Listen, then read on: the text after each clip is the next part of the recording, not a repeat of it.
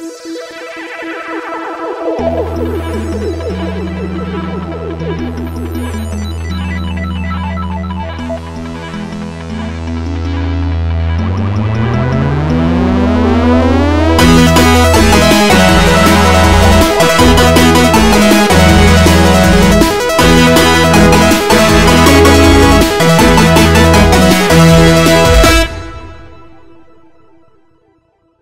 and welcome to the Weekly Stuff Podcast with Jonathan Lack and Sean Chapman. We are here to talk about stuff. This week on the show, another very busy week. Yeah. We have Doctor Who. You do, yes. Episode 2 of Season 10, Smile. It was good. It was a good episode, yeah. We'll talk about it more. Persona 5, it's still good. It is still very good, yes. And we have some news and stuff like that. But I want to start off with a little bit of Persona 5 talk. Okay. Very non-spoilery Persona 5 talk. Okay. But Sean, I just reached basically the last day, your last free day in the game. Right. Where you can finish your social links and stuff in Persona 5. Yes. And I have never, on a first playthrough, finished all the social links in a Persona game. I did it in Persona 5. Like, there are some still, like, story-gated, like, automatic ones, but those... Hopefully those will finish, because they're automatic, and I have no control over it. The game is just like, yeah, fuck it. Yeah. No, you're forever will be rank 9 with Morgana or something. Right, and that's where... I actually looked, it's only Morgana and Igor I'm rank 9 with. Everyone else is 10. So, I maxed all out. I did it on literally the last possible day. Unless there's days I don't know about in the future, but I looked it up and I don't think there are. No, so, there aren't. Yeah, this game, it's kind of funny. Persona 5 is a much longer game than 3 or 4, but its calendar is much shorter than either of those games. Kind of. Well, because 3 goes to the end of January. Yeah. 4 has... It kind of skips January, but it has February and other things. That's only the golden, though. Right, sure. The vanilla Persona 4 doesn't, so I think, like, they added that time in. Because I do think, like, Persona 5 doesn't skip as many days. Like, it doesn't, like, skip huge chunks of time the way Persona 3 and 4 do. It doesn't do it that way. It does, like, take time away from you, but it's you're right, it's different, it's a different thing. But yeah, I mean, but in this process, so I clutched it last day, I did it. The just sheer ecstasy I felt when I basically got a text from my last social link buddy who I was not sure, like, why have you not had a day yet this week, you fucking stupid little kid. Shinya, yeah. That's the other thing, you cannot easily predict when social links happen in this game the same way you can in 3 It's definitely more difficult. Yeah, and so, like, you can't draw a calendar for yourself the same way you could with 3 and 4. But I got that text and I was just like, yes! Yes! I was, like, shouting in my empty room at the TV, like, I was so happy. But before this, I had been filled with deep, deep anxiety. Yeah, no, I was there once. I want to show you what this produced. I brought it along because in November of Persona, I started taking out paper and a pen and just started, like, charting everything because I was so... Like, I was close enough that I thought I could do it, but not close enough that it was in the bag. Yeah. So I got obsessed with this. And, like, I am clinically diagnosed with anxiety. That is a thing about me. I take medication for it. This game was not... This game set that off in the most glorious, beautiful way possible. Where I charted every day of December, morning and night, everything Jonathan, I just have to say, it's been a long time since I've seen your handwriting. It's bad. It's been a while. It's bad. Man, it's really bad. My November chart was messier, so I abandoned that. You're looking at that now. I tried calendaring out December for myself, but you couldn't really do it, so that didn't work. Yeah. And so anyway, like... That's how obsessed I got, is I had front and back page charts where I charted everything. I was cycling upwards of 10 saves. I had, like, because I was just like, just in case I have to go back, here's the other option I could have done that day. And I did have to do it a couple of times, not by long stretches or anything. But it worked in the end. I got it, and it was the most satisfying fucking feeling in the world. Like, I have to be totally honest, when last time on the podcast, when you told me how far you were and, like, how far your social link progress was, I didn't think you were going to make it. I didn't say anything, but in my heart of hearts, I was like, you're, like, close enough on the edge in, like, my mental projection that I didn't think you're going to quite make it, but I didn't want to discourage you. I also wanted to see you flounder. As you can tell, I had to work really hard. Yeah. Like, this involves, like, my play clock right now is 89 hours. It's actually way more than that because of reloads and stuff, especially with this part. But, like, man, it was fucking stressful. But... Like, and I don't know if if they make a Persona 6 at some point, I don't know if I can do it. If they make it harder than this was, like, Jesus Christ. But that's the other thing is that Persona 5, once you figure out what tools to unlock and, like, use, you feel like the master of the fucking world in this game. there's that point for me. The first time I played it, it was around halfway through summer. It was like getting a little bit deeper into Hifumi's Social Link was the one where I was like, put all the pieces together and be like, okay, this is how you do this. And it's like the fucking clockwork just process of mastering everything and like mastering your schedule and finishing off all those social links. Because when I played it in Japanese, I had about a week left by the time I had finished all my social links. This time through, with these, like, I finished my last social link that like there's not a story gated one on December 3rd. Although like really, I had it done like in late November. But Shinya's like you have to do so much stuff with him to like go into the mementos and shit that it was like, I know I have this one done. It was the only one done. So really, like, it was like around like November fucking 20 or something. I really had all of them done. Yeah. And so that was like such an amazing feeling of seeing just how much more extra time you can have in the game when you go in from the beginning without, it's not a new game plus. It was still like completely nothing. Right. But just all the knowledge I had gained on my first playthrough and going in again, there's so much shit you can do to maximize your efficiency that like because even with this, like my second playthrough, I realized some things of like, oh fuck, if I had done this differently, I'm pretty sure you probably can't maximize every single social link before you go into Nijima's palace, but you can just because I don't think there's literally enough days with the social links you unlock there to do it. But like you can basically unlock, complete all of them except for those that you just literally don't have enough days to finish them at that point in the game, and it's fucking ridiculous. It's fucking ridiculous, and the game knows it because they give it to you as like a specific challenge of like this game is very clear of what days you have and what days you don't. Yeah, and like it gives it to you in chunks. And I'm split a little bit on how I feel about that pace wise versus Persona 3/4, but I do think it's really interesting on a challenge level of like these are the chunks of time you have. Do with them what you will, and then you can just imagine the game in the voice of Igor probably cackling at you. Yeah, pretty much exactly like that. And you're just, but it's amazing. Like, there are so many things I kind of wish I had known going in, but at the same time, I'm glad I didn't because that act of discovery and then scrambling to figure it out. Like, you were joking about one of the things in the Temperance social link of when you look at it, you're like, does it really say that? Yeah. I had that with the Fortune social link. And my recommendation to players is max Temperance and Fortune as fast as you possibly can. Yeah. Because that will free weeks and weeks of your time. I mean, like, not an exaggeration. Like, it makes a huge difference. Huge difference. Like, and you could have a long, drawn-out fight of who is more useful, Temperance or Fortune. But it is insane. There are people who have probably done that math, who have done that chart of like, okay, like if you do finish this one here, that opens up theoretically this many extra days. But if you do this one, it's like...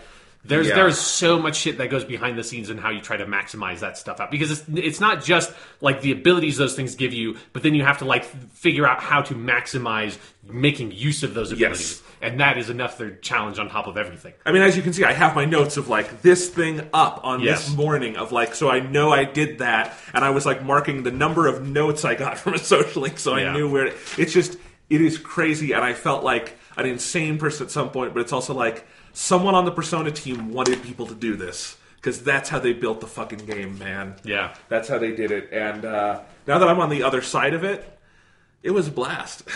And I have, I think, a good chunk of the game left, You can tell me. Yes, you do. Yeah. There's the whole ending. Yeah. It is a whole thing. So, but man. So everyone knows what we're going to talk about in spoiler terms later in today's podcast for Persona is I'm at like the 90-hour mark. I've finished the 5th, 6th, 7th palaces and all that, but we're only going to talk about palaces 5 and 6 and those 2 story arcs. And that brings us to a very important inflection point in the story. Yes. So if you have not played that far, to the end of the 6th palace, the Nijima Palace, as you said, and like everything that comes after that. So it's not just like, oh, you like played it and then like haven't quite beaten the boss yet. Like, do not listen because there's a lot of story stuff that happens immediately after completing that dungeon. That's very spoilery. Yes, and then I think next week we'll talk about the end of the game. Yes. So, because I played like 40 hours of the game this week, so if I can't finish it in the next week, that'd be weird. That would be very concerning, yeah. No. I was, just so people know, I was off work this week, so that's how I was able to basically do a full-time job of Persona this week. Yeah. And it was worth it. Yeah, I got to spend time with my dog and play Persona. And again, Persona, I'm thankful, is a game you can, for lots of it, play one-handed, which is good if your dog. Yeah, right. If your wink, dog wink, play it with one hand. Oh, I see. That's what I do. What I call Kawakami. No, I meant that my dog wants to be in my lap getting a head scratch, and I need to also. Yeah, but I'm also, right. The dog in your lap needs a head scratch. Wink, wink. Yeah, I totally know what you're saying. Fucking. I'm picking up what you're putting down. Anyway, so it's been fun. Let's talk about some stuff though before we get into news. I have two quick pieces of stuff. Okay. I did get to a point with Persona this week where I was playing it so much, I'm like, I have to take breaks from this game. But I was in such a video game mode, it's like, I'm going to take breaks with other video games. Okay. So I went, I played some of the stuff on my Nintendo Switch, which, again, I wish I could play Persona on my Nintendo Switch, but I can't. So there are other games on the Nintendo Switch, though. Went back to some things I still had yet to finish on that. But another game came out for the Switch, and it's also on PS4, Xbox One, called Wonder Boy: The Dragon Trap. Have you heard of this game, Sean? Kind of like the original, because it's a remake. Yeah. Mm-hmm. It's a remake, asterisk, because what they've done with it is so fascinating. What they've done with this remake, and I cannot recommend it enough. I'm not that far into the game. I've played an hour of it, but it's outstanding. And for $20, I think if you have any interest in this era of games or just cool art in video games, this is a must-buy. It's one of the coolest things I've played this year. What they did is it's this, I think it's a French game studio or artist or something, basically took this game, this classic Wonder Boy 3, The Dragon Trap, which is one of several Wonder Boy 3s. I don't understand that series. Yeah, it's very confusing. And then when I started watching some Japanese TV to practice my Japanese and watch some Japanese TV video game based shows, it got even more confusing because it's there's two whole different sets of information about it. Yeah, but this game is from the Sega. You always get these mixed up. Master Drive? Yes. Okay, not the... Yes. Well, there's the Master Drive and the... What's the other one? There's a Sega Master System. What's the one before the Genesis? It's because the Master System is the Genesis. That's what I thought. Mega Drive is the... Mega Drive, yes. Okay, I always get those mixed up because there's the Mega Drive and the Master System. And they have different names and a bunch of different territories. It's confusing. Right, the Mega Drive was Sega's, NES. It was their 8-bit console. System. Yes. So not the Genesis, which is the one Americans know, but the Mega Drive before, which I think came out in the U.S., but still was not nearly as popular. It was not particularly popular. The Genesis is where the Sega really popped off as a home console company. Right. But this game, Wonder Boy 3: The Dragon Trap, I don't know a lot about this series, but for whatever reason, that is the one that's been a cult classic through the decades from that system. Not the only game from that system, but from that series.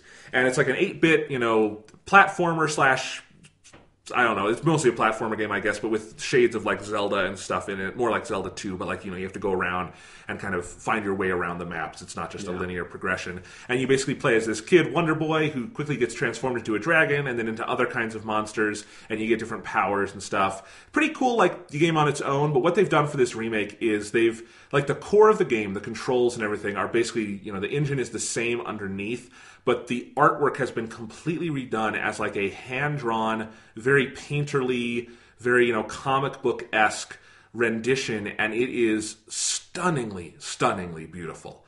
All the character models have so much just character and expression and movement to them, and the backdrops, there's so much just in the sky of the clouds and the brushstrokes you see and all the other characters you encounter and the enemies you encounter. It is just a stunningly, stunningly beautiful game. And I started off playing it on my Switch in handheld mode, and I'm like, this is gorgeous. And then I was like, this is so gorgeous, I want to put this into the TV and see what it looks there. And it looks even better blown up, which is not always true of a game of that size, but it's just you can appreciate the art. And it's all 1080p, 60 frames per second, which you wouldn't think would matter that much with a game like this, but the art is so fluid in how it moves. It really is just it's like looking onto a painting that has come to life. And I watched a little bit, I decided to buy the game because I saw a YouTube gameplay video of it.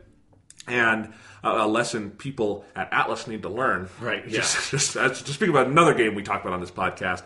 No, but I saw a YouTube game video, and I'm like, this looks really cool, but I couldn't quite tell, how good the art looked just from YouTube. But once you have it in your hands and you're playing it, it clicks of just how beautiful the art is and how fluid it is in movement. And then it's, it's a really fun 8-bit style game underneath that. And so if you like that kind of game and you like cool video game art, it's just an absolute delight. And I'm excited to finish Persona 5, both so I can, see where the story goes and everything, and say I finished it and conquered that mountain, and then to go back and play some other video games like this one and put some real time into it, because it's really, really cool. They also completely redid the soundtrack, and I think a lot of redone 8-bit soundtracks, or 16-bit, I tend to be like, just give me the original. There's something so charming about chiptunes.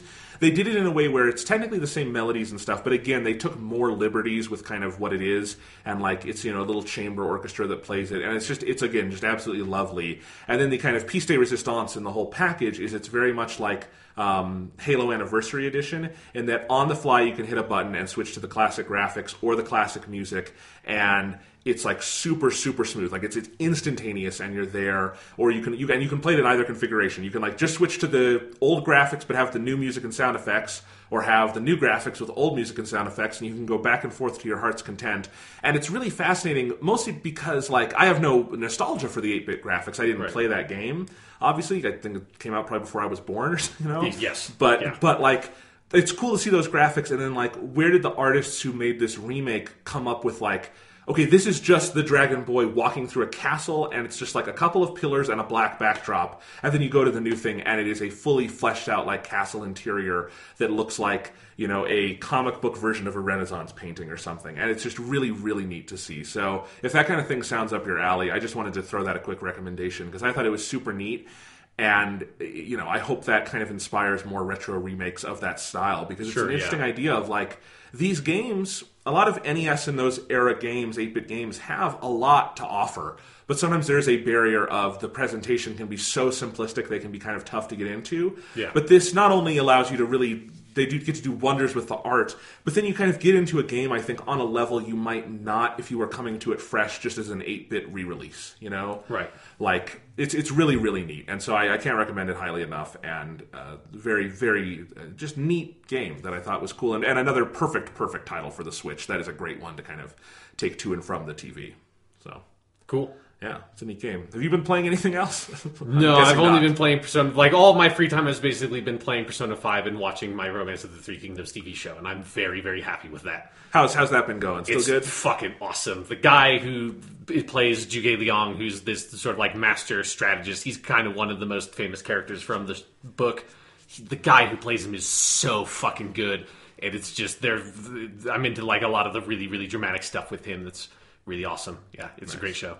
I'll talk about a TV show really quick. Okay. The TV show Veep on HBO comedy came back for its 6th season last week, and I had gotten HBO again because I wanted to watch that and The Leftovers and some other shows. But I'd only seen a little bit of Veep. I always wanted to see the whole thing, so I over the last few weeks have been catching up on the whole thing. It's 5 seasons long, 6th season premiered, so I didn't quite make it in time for the 6th season premiere, but I'm all caught up now. And that is such a tremendous show, with a minor Doctor Who connection, because Peter Capaldi was the star of the show that inspired Veep. Right, yeah. Yeah, I think I might have mentioned this last week. Yeah, you did. Okay, I did. Well, anyway, I don't think I got deep into talking about Veep itself, but I finished the show now, I'm caught up with where it is. Another episode will air while we're talking tonight, because it's Sunday. And that show is so great, and I have to give it a recommendation. I'm so late to this hype train on this, obviously, because Veep is already one of the most acclaimed shows of the decade, probably, but I kind of was wondering going into it, will this show still be funny after our political reality leapfrogged all satire? Right. To put it gently. Yeah. And it is, and I think there's so many different reasons for that, but the fundamental thing, and it was kind of nice to be reminded of this lesson, is good writing and good acting doesn't age, even if it's about kind of a specific moment in time, if it's well written and it's well acted and it's well directed and all that, it's going to be kind of funny no matter what, even if there are definite moments where you're watching Veep and you're like, this is supposed to be funny because he's incompetent. That's nowhere near Sean Spicer levels or something, right. The incompetent press dude on Veep makes some mistakes, but he doesn't try to nullify the Holocaust or anything like that. It's the really strange version of the effect that you get if you try to watch an old slasher movie and you're like, oh, this isn't gory or violent at all, because new slasher movies are way worse in this regard, so that doesn't even shock me. But in this regard, it's that real life is so fucked up and the people actually running our government are so ridiculous and incompetent that they so far outshadow the people running the government in the fictional comedy show. But I'm so impressed by Veep because it is the only comedy, and I've been racking my brain to think if there's any other TV show, honestly, comedy or drama, I would give this distinction to. But Veep, through the 5 seasons that have finished, I think every single one is actively better than this previous season. I honestly cannot name, especially a comedy, because comedies have a certain shelf life where they can be good throughout, but there probably is going to be a peak at some point.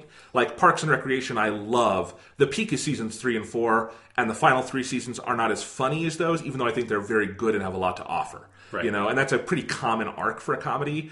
Maybe Veep will hit that point at some point, but like the 5th season, they switched showrunners and everything, and it got better. And I don't think that's ever happened. I don't think that's ever happened where the creator of the show decided he was done with it. They handed it off to a guy who wasn't even associated with the show. This dude came in and made the show better than it was before. That is unbelievable to me. Yeah. Especially because this, the showrunner of Veep in its first 4 seasons was Armando Iannucci, who has a very, very distinctive voice. And you would not think you could replicate that with a different team. But the guy who came in, David Mandel, did such a phenomenal job taking the show in a slightly different direction, but in a way that's very true to the spirit of the show. But I think it's actually, the show is very cathartic for our current times. In part because you can look at these people and say, like, they're relatively competent. Yeah. But, like, it's also just, it's a kind of political satire that is so rooted in the right kind of cynicism, where it's cynical, but also it has characters who are allowed to kind of have humanity and grow in certain ways, even if that growth might be anti-growth, it might be regression in certain ways, because it is, again, a very cynical view of politics and of Washington, D.C., but also kind of, I think, it's about this scandal-plagued vice presidential administration with Julia Louis-Dreyfus playing the main character, and she has a bunch of bozos basically running her administration, and she's not very good at politics herself, and they make a lot of mistakes. And it is, I think, very much an indictment of the kind of politics, the kind of, poll-driven, we're going to get the votes no matter what kind of politics that I think very much probably collapsed in the last election cycle. Sure, yeah. And people rejected. Like, Selena Meyer, the main character of Veep, is like, I was going to say people's worst thoughts about Hillary Clinton, but that's not true, because the worst thoughts of Hillary Clinton are something about pedophilia and a pizza shop. Or like her eating the planet at some point. I don't know. Yeah, I don't know. But like I was going to say on a more mundane level about her just being kind of a ruthless politician, which I don't think is necessarily true, but there are clearly elements of truth to that, as there are with most politicians. And it is kind of funny how you see that. It is interesting watching the show in this moment, because the show really does chart this course of those characters, this way of thinking and doing things failing over and over again, to a point where by the end of the 5th season, she's kicked out of office altogether, and it's interesting where they're going with that in the 6th season. Did they change the name of the show? They never changed the name of the show. It actually goes through a lot of transformations, and I totally respect that they realize there are points where you have to let the characters go to new places, because otherwise the story would not feel true to itself, the characters would not feel true to themselves. Even if they should have changed the name to the show to X-Veep. X-Veep, or, I'll just spoil. She becomes president at one point. Okay. So, you have... At this point, for the majority of the show, she is not a vice president. So, it happens. Great. On TV shows. But yeah. Yes. Anyway, they do a subtle thing in the opening credits where they colorize the V in Veep early on in the show when she's the VP, and then when she becomes president, they colorize the P. Okay. So it's like, can't really change the name of a show, but you can do that with the title treatment. Yeah. The marketing will never let it happen. No, but anyway, I love that show so much. There's so much I could say about it. It is so wonderfully, beautifully profane. I've seen some of the thick of it, the show that it's kind of inspired by, that Peter Capaldi was on. And now that I've caught up with Veep, I'm definitely going to go back and watch all of that, because it allows me to get like injections of Peter Capaldi in between episodes of Doctor Who, which is great. And although it is kind of weird seeing him as Malcolm Tucker after so much time of watching him as a Doctor, it's kind of hard to reconcile that in some ways. It's hard to reconcile, but because I had seen some of the thick of it before he was ever the Doctor, and I always do find it funny, those moments when the characters mildly converge. Not that the Doctor can ever tell someone to fuck themselves, but he can tell someone to fuck themselves. Yeah. Like, let's be real here. Yeah, and... Anyway, just Veep and the thick of it both have. Their dialogue is just profane poetry. It is so beautifully written, even if the writing, like what they are saying, is not beautiful. The writing is still, as a construction, beautiful. But what I was going to say, the best thing about this show is the cast and the people on it. And the thing I was most kind of interested in is Julia Louis-Dreyfus, who we all know is an awesome person, awesome actress, has won 5 consecutive Emmys for this show, for 5 consecutive seasons. I don't think that's ever been done in terms of winning for literally every single season of a show, except when the show was like 1 season long. You can do that, but that doesn't really count. But like, and assuming she keeps that going, that's just going to be an incredible hot streak, and she's already broken all these records. And you want to resent that sometimes when someone is winning that relentlessly. It feels like there should be a rule in place that says this like is absurd. Like, let someone else win an award. It's so justified, though. When you watch the show, it is like, yeah, I get it. It's just like, she has multiple episodes every season that are just such perfect, like, Emmy submission episodes, and she is so brilliant at guiding that show, and being a character who does so many horrible, horrible things, and that you never really start to hate her, that is such a fine line to walk, and she is so consistently funny, when I think the center of that show could very well be a straight man, which is absolutely how the thick of it always kind of functioned, where Malcolm Tucker is not the main character. Right. He's kind of on the fringes, at least in the early going. And so I just like, because I remember she kept beating Amy Poehler, who I love on Parks and Rec, and I wanted Amy Poehler to win an Emmy at some point for that show because she's so great on it, and never did. And then I watched Veep, and I'm like, I still would like Amy Poehler to have recognition for that role, but I can't be mad about that. And that's just an amazing thing. And everyone else on that show. Tony Hale, who was on Arrested Development too, I think even better role for him here. And just, I love that show. And that, like, every season of this show, even though it's a comedy, has a build more akin to The Wire than any other comedy, where, like, it just builds in intensity to where you have to, like, binge the last couple episodes in, like, one sitting because what's going on is so crazy and so out there, and there are so many spinning plates that you want to see how they are all going to drop and shatter. And they managed to up the ante on that every season. And that's a high.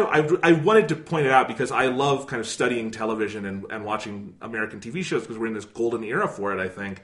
And this is such a unique kind of accomplishment in so many ways to me. And I love that show, and I so heartily recommend it. Cool.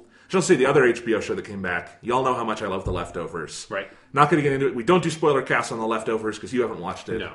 But the premiere of that show, there's going to be a second episode tonight. Holy fucking shit. That was some good stuff. That is an amazing show. And with it, we get more amazing Damon Lindelof interviews. And he's a fascinating person in interviews. He gave one to IGN that I was reading, where he was very open about how much people hate Prometheus, which he worked on. Yeah. And he actually said something very honest, and I thought interesting about that I thought our listeners would like to hear because they know how much we hate Prometheus. Not a good movie. Not a good movie. And y'all know how much I love Damon Lindelof, so I don't hold it against him, obviously. But he Lots of good people have made bad movies. Absolutely. We love Ridley Scott, too. So, Yeah. But, like, he said, like, that movie, because he hasn't really done any major script work since then, I don't think, other than maybe Star Trek Into Darkness, which he's also confessed to not being very good, because he's very open about those things. But he said, like, Prometheus convinced him that he's not good for movies because he likes to, dive into lore in a way only TV allows you to do, of going into this as a deep dive, and every week you can kind of get more and more into that. And he said the problem with Prometheus is we tried to do that in 2 hours. And I actually think that's a pretty good summation of the flaws of that movie. Sure. And that Prometheus, you probably could make a good, like, TV miniseries out of that if you could actually explain your plot points and you don't have to, like, run over all of them with a jackhammer, because there's like too many ideas in that movie and none of them get fleshed out. Yeah. Yeah, like, anyway, I just thought that was interesting. Yeah, no, it is very true of that movie. This is like, it does feel like, if we spent like 3 hours with this dumbass scientist dude, then we would like empathize with him and understand why he is the way he is. But when all you see him do is dumbass science shit of like pick up a fucking like alien worm that's clearly going to kill you with his helmet off, with his helmet off, it's like, fuck this dude. Like, come on, just how stupid can you possibly be? Yeah. So anyway, I just, people in the business are so rarely that open about issues with their own work, and that's one of the reasons I love Damon Lindelof. And The Leftovers is the achievement of his career, and I think one of the achievements of modern TV, and it is so fantastic. And again, Doctor Who connection, still has Chris Eccleston, but this year, Chris Eccleston, along with all the other male cast members, has grown a gnarly Old Testament beard, and it looks awesome. And if he ever plays the Ninth Doctor again, I want him to have that beard, because I feel like that specific Doctor would do that. Sure, yeah. It's not entirely unprecedented. There was, like, the 11th Doctor had a temporary beard. That is true. But it is very rare. It's typically the Master's the one with the beard. Even if the new series hasn't really done I also don't think Matt Smith grew the beard himself. Oh, no, definitely not. Yeah, absolutely not. Chris Eccleston clearly grew this fucking thing. That's what I love about that show. Like, the actors are committed. They grow their own beards, and you know that because they don't look like Hollywood beards that are, like, taped on. Is that why they took the year off, just so everyone could grow a like wicked fucking gnarly ass beard and just like give it the full time it really needs?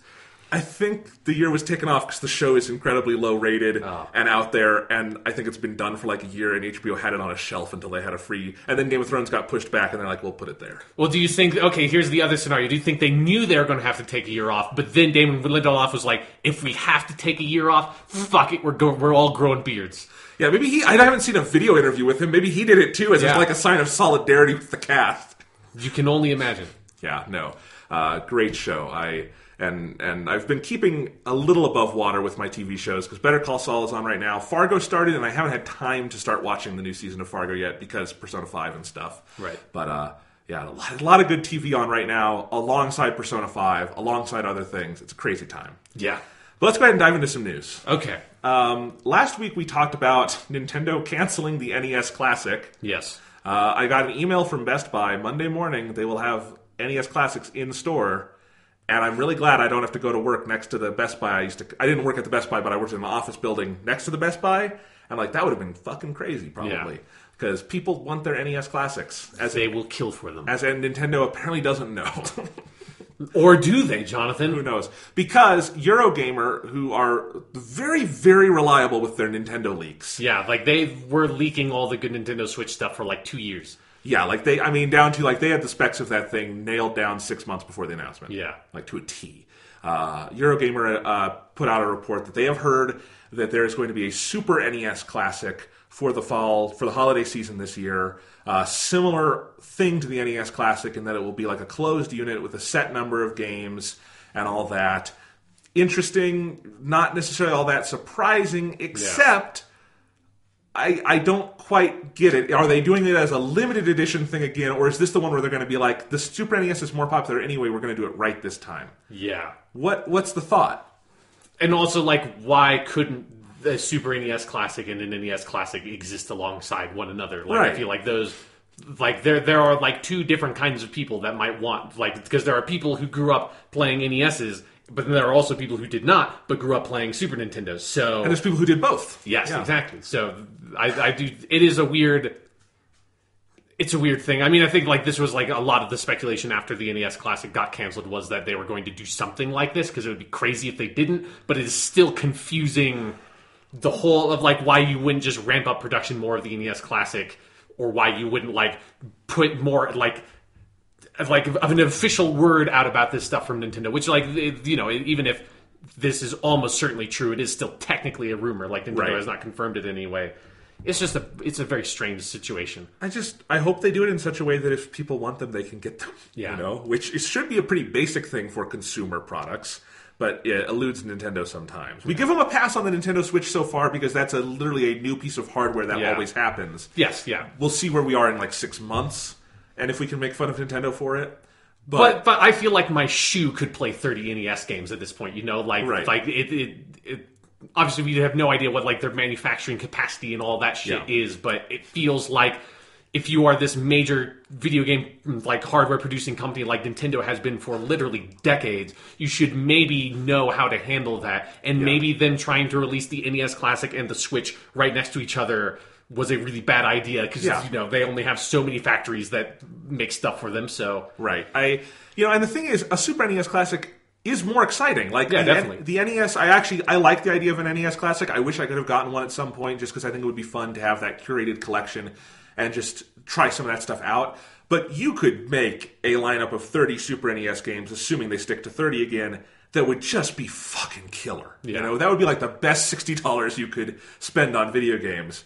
Just that would be an amazing product. I don't know for sure if I would get one because I have a lot of the Super NES games I like on other Nintendo systems, and I think, hopefully Virtual Console will be up and running on the Switch by then, and I don't expect everything to come out day one, but a good amount probably should and should transfer over. So, but if it comes to the fall and there's a lot of those games that are maybe not on my Switch yet, I would totally consider getting one of those, unless it seems like it's going to be a clusterfuck again.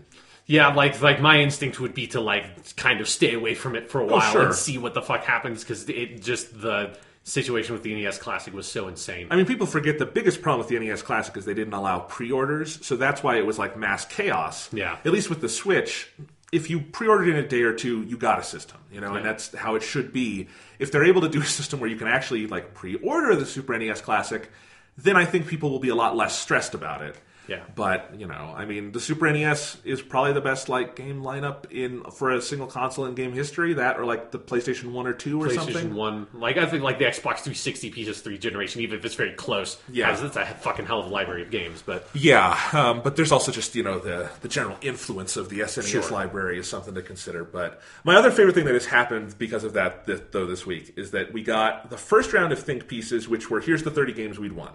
Right. Okay, totally makes sense. Sure. Put out your 30. And then everyone started making fun of it. So Kotaku did a list of the 30 games, and then, I forget who wrote that first one, but then Jason Schreier came in and did you see this? He did a list of 30 fake Super NES games. Okay, where great. he said he did it was presented as though it was real. Like, here are the 30. I'd like to see this differs from my colleague. But then they were all made up games, and I laughed so hard at that. It had this paragraph about a 4-part game adaptation of The Great Gatsby. Great, yeah. Getting up to Gatsby's Last Ride is the 4th game and things like that. And it was like, had this whole long description of the Gatsby quadrilogy made by some fake developer, and that this is like an unearthed classic that we need all 4 of them on the Super NES Classic. And I had jokes like that made me laugh very hard. I mean, really, at some point, it should just be its own dedicated Great Gatsby retro video game console. Indeed. If you get down to it. I think Polygon did a list of the 30 SNES games they don't want on it, just listing 30 shitty SNES games. I think it was again, I forget, maybe it was again Kotaku did, if they were to do an N64 classic, what would you do with 30 N64 games? And of course, the N64 has a great upper tier, but then you very quickly... Yeah, I literally would not be able to name 30 N64 games if you gave me like a week. And they specifically, and the internet. And they specifically said we're not even bothering to include any rare games because they wouldn't be able to. So there's no GoldenEye or Banjo-Kazooie or any of those. Okay, then I don't even. If you don't count those, I don't know if I could name 10. Exactly. So it made me laugh very hard. So I liked that was one case where the internet's clickbait culture actually made me laugh because people were being creative with it. Yeah, it's like the snake eating its own tail. Exactly. Speaking of that, Call of Duty. Yes. We will have more on this next week, but Activision did announce that this week they're going to announce Call of Duty World War II, which has been rumored for a couple months now. Yeah, it's the latest, like, worst kept secret in the video game industry. Yeah. But we do have official confirmation that is the game. We have key art for it, and it is called Call of Duty World War II. This is by Sledgehammer. It's their turn in the barrel. Yeah, they were the ones, their last game, which was also their first, like, sort of lead on the Call of Duty franchise, was Advanced Warfare. The one that has Kevin Spacey in it is probably the more recognizable way to sort of understand that game. Yeah. I like that game a lot. Like, I thought it had really good multiplayer in a way that, like, the Black Ops 3 Infinite Warfare multiplayer stuff has not really interested me. So I'm curious to see what they do up at bat. I'm kind of bummed that we're not going to see an expansion, obviously, of the Advanced Warfare, like, movement mechanics that were discarded by the other studios, because I thought there's a lot of potential there. Oh, you have no idea if this is a time travel sequel to Advanced Warfare. Yeah, I mean, it's we can always hope that, Kevin Spacey travels back in time with his exosuit or something, survives the end of Advanced Warfare. He plays that campaign. He plays Winston Churchill. Exactly, yes. Yeah, because everyone has. But he has like a Southern American accent. Sure, why not? Yeah, everyone knows that was really how Winston Churchill talked. I'm looking forward to this because I love the world. I love Call of Duty 2 specifically. Yes, yeah. And, never got into Call of Duty 3. I enjoyed... Call of Duty 3 was not good. That was back when, like, Treyarch was very much the B studio in that franchise. And World at War, I think people fondly remember for zombies, and there's some interesting stuff in the campaign, but that's also the one where the game cheats and throws grenades in behind you. Yeah, it's a very rough Call of Duty game. But I like World War II shooters. It's actually been a very long time, I feel like, since we've had these regularly. Yeah. And I think it's interesting for them to go back to this. I wish they would have chosen a more creative name. Yeah, it is like the most marketing name. Like, although, like, on the one hand, it's like it's a really shitty name. On the other hand, there are so many Call of Duty games that it doesn't even matter to me because they don't, like, a title of a Call of Duty game doesn't even form into words for me. It's just like Call of Duty. It's like, okay, yeah, it's Call of Duty. I think there are a couple ways they could have gone with this that would have been better. Either they should have kept their something warfare moniker and done Call of Duty Retro Warfare and made everyone who played Call of Duty 2 feel old. Yeah. Or they should have done what Battlefield 1 did and called it Call of Duty 2. and just fucked with people. God damn it, I don't know if I could stand having the Call of Duty 2 and a Star Wars Battlefront 2 come out in the same year and have them both be the second games called Call of Duty 2 or Star Wars Battlefront 2. I think I'd just kill myself at that point. That would be amazing if they had decided to do that. Or what if they just said fuck it and called it Call of Duty 5 and just went back to that well? That'd be great. The first numbered sequel to a Call of Duty game since 2007. It's been 10 years. Yep. It's time to start numbering them again, assholes. And it's funny, I forget that World at War wasn't called 5, because at the time that's just what we called it. Yeah, because it was the 5th game. Yeah, nobody had really considered that that was going to be a permanent thing, that we were just going to stop numbering them. It was just like, oh no, this is the weird spin-off because it's going back to World War II, and it's like, oh no, they just gave up on numbering these games because they knew if we start pumping these out once a year, they've already eclipsed fucking Final Fantasy. So it's like, once you have more numbered sequels than Final Fantasy, which is a series that's been going on for decades, and you've only been going on for 1 decade, that's not a super good look. If you want to do something fun, go to Wikipedia and just type in Call of Duty and then a number, because they are tagged with that. So if you type in Call of Duty 10, you will get, I don't know what it is, whatever the 10th Call of Duty is. And I know that because Infinite Warfare is Call of Duty 13. And I think that's amazing that someone at Wikipedia went in and tagged all of those, which is God's work. I mean, you know that there is someone on this planet that still exclusively refers to them as Call of Duty 13 and refuses to budge on that point. Someone, yeah, no. I think, I'm looking forward to see what this game is. Me too. I think a World War II shooter with modern, next-gen gaming technology could be really cool. Yeah. And Sledgehammer are clearly talented, so... Yeah, and for me, one of the things that has been frustrating about the more modern Call of Duty games is while I do enjoy some of the faster-paced stuff that they do, Titanfall and Titanfall 2, especially if you compare them to Black Ops 3 and Infinite Warfare's multiplayer stuff, are so much better at doing that kind of thing that I'd be much more interested at getting back to that more sort of slower-paced tactical kind of thing that Call of Duty 4 had, which I know Call of Duty 4 had because I put way more time into Modern Warfare Remastered multiplayer than I did into Infinite Warfare multiplayer, and it's that kind of multiplayer going back to that slower pace, I think would actually be kind of bold and interesting in a weird way today. It absolutely would be, and obviously this has been in development for a while because it takes them a while to make a Call of Duty game, but it does feel like after the last couple of games, even though we both think Infinite Warfare's campaign was an utter masterpiece, absolutely, there is clearly a sense among the gaming public that Call of Duty has become very samey because all 3 of their last 3 games have been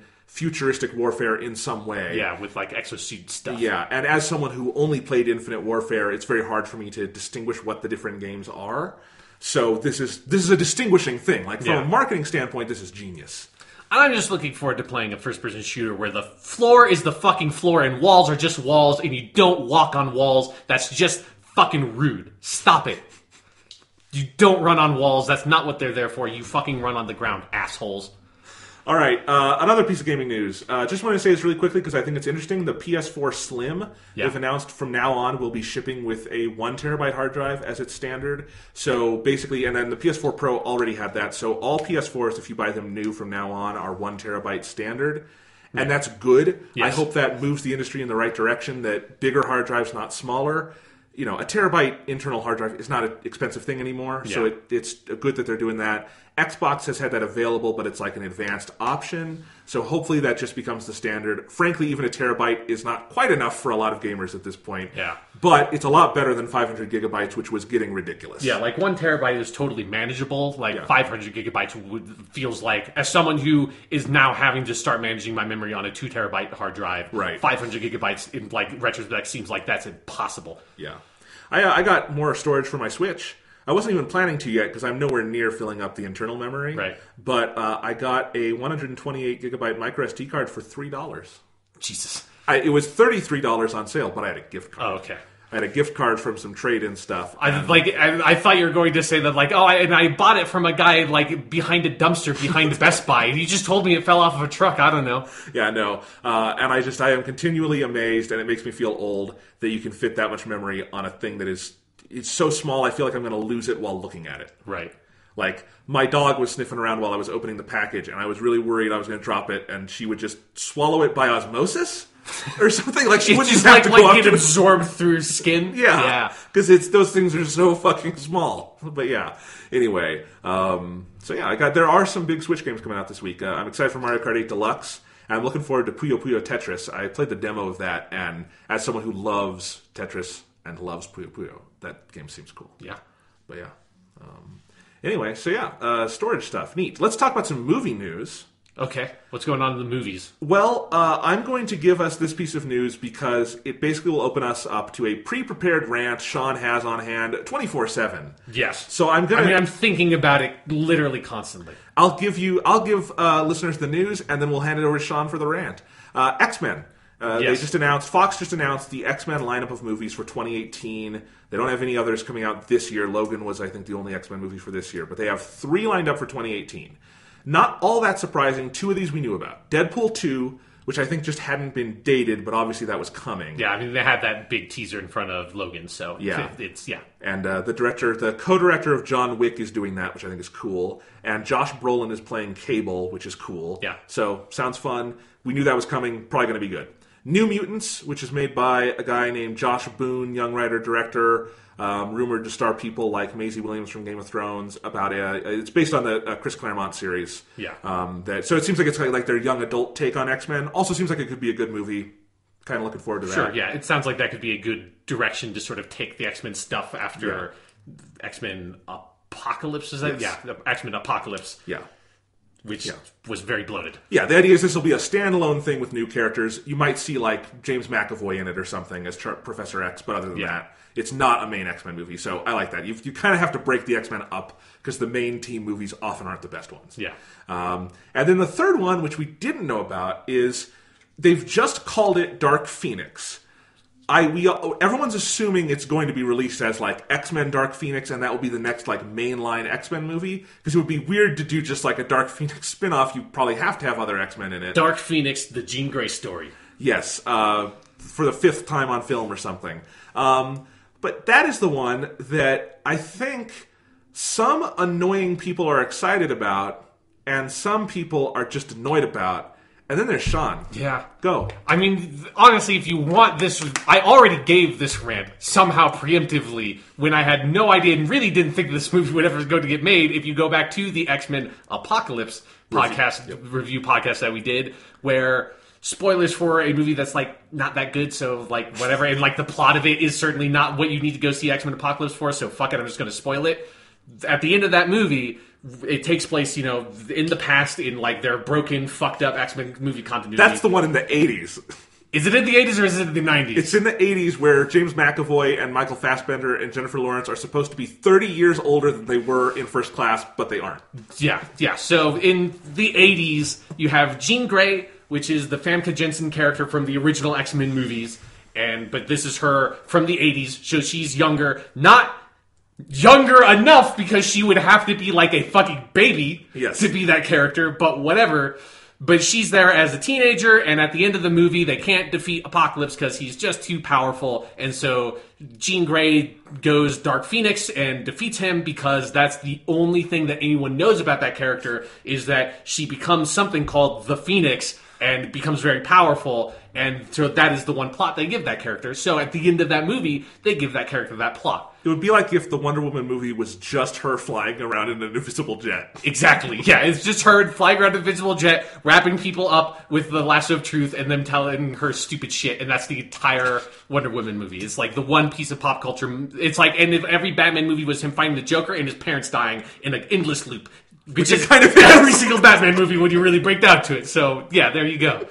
But, yeah, so that's what happens at the end of X-Men Apocalypse, and that really fucking pissed me off for 2 reasons. One, I already said, that's the only thing that they ever do with their character. If you ever watch any fucking X-Men cartoons, any, like brief, sort of like alternate version of the X-Men where they're trying to go through the known X-Men beats in a relatively constrained period of time compared to, obviously, the decades of X-Men comics, like, Jean Grey's entire thing is, like, foreshadowing the Dark Phoenix, her becoming Phoenix, and then dying. And that's the only character arc they ever fucking give her in this shit. And the reason you know that is because that is the exact character arc she already had in the existing X-Men 1, X2, and X-Men 3 The Last Stand. And that is what those movies were. X-Men 3 The Last Stand was literally her becoming the Dark Phoenix. It's a fucking shitty version of that story, but they already did that story. And so then trying to foreshadow that story in the prequel as like, this is where we're going in the future,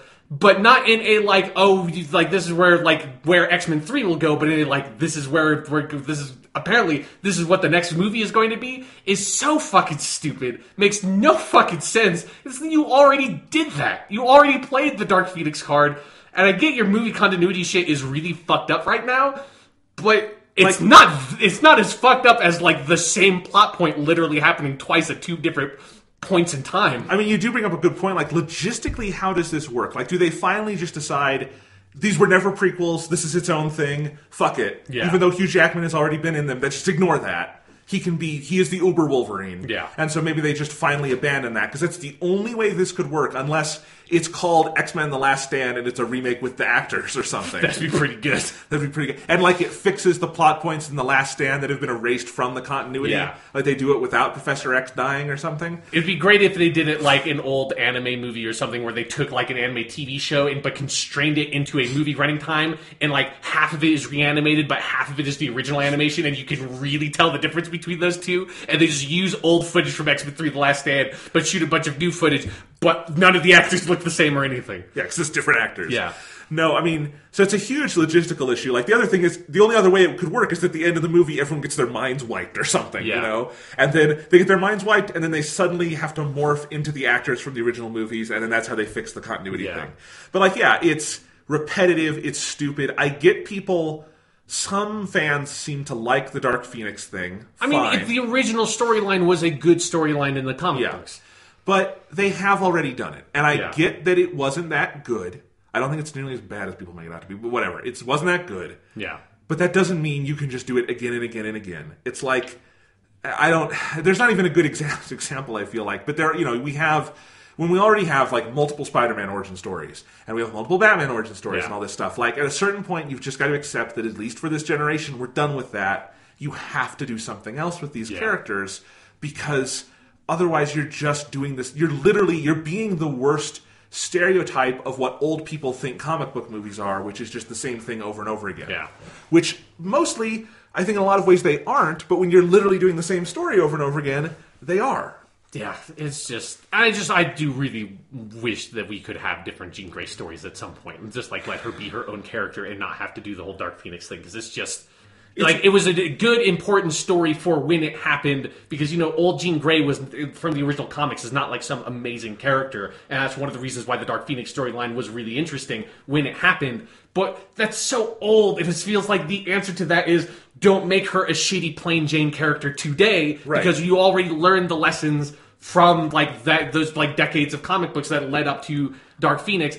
Just start her off as a more interesting character and develop her from there. Also, you've only had one movie with this Jean Grey in it as like a side character. Yeah. Can you really build to this in just one more movie just called Dark Phoenix? Like, that doesn't make any sense. The whole point of that story is that you know the character ahead of time, right? Yeah, exactly. Yeah, she basically falls to the dark side is what the Dark Phoenix story is. It's like a Dark Jedi story. It's weird because if you took the Dark Phoenix announcement out of that, I think their other two movie announcements are kind of exactly what I would recommend Fox be doing with X-Men right now. Yeah. Which is, Deadpool makes total sense because Deadpool 1 was good and made a lot of money.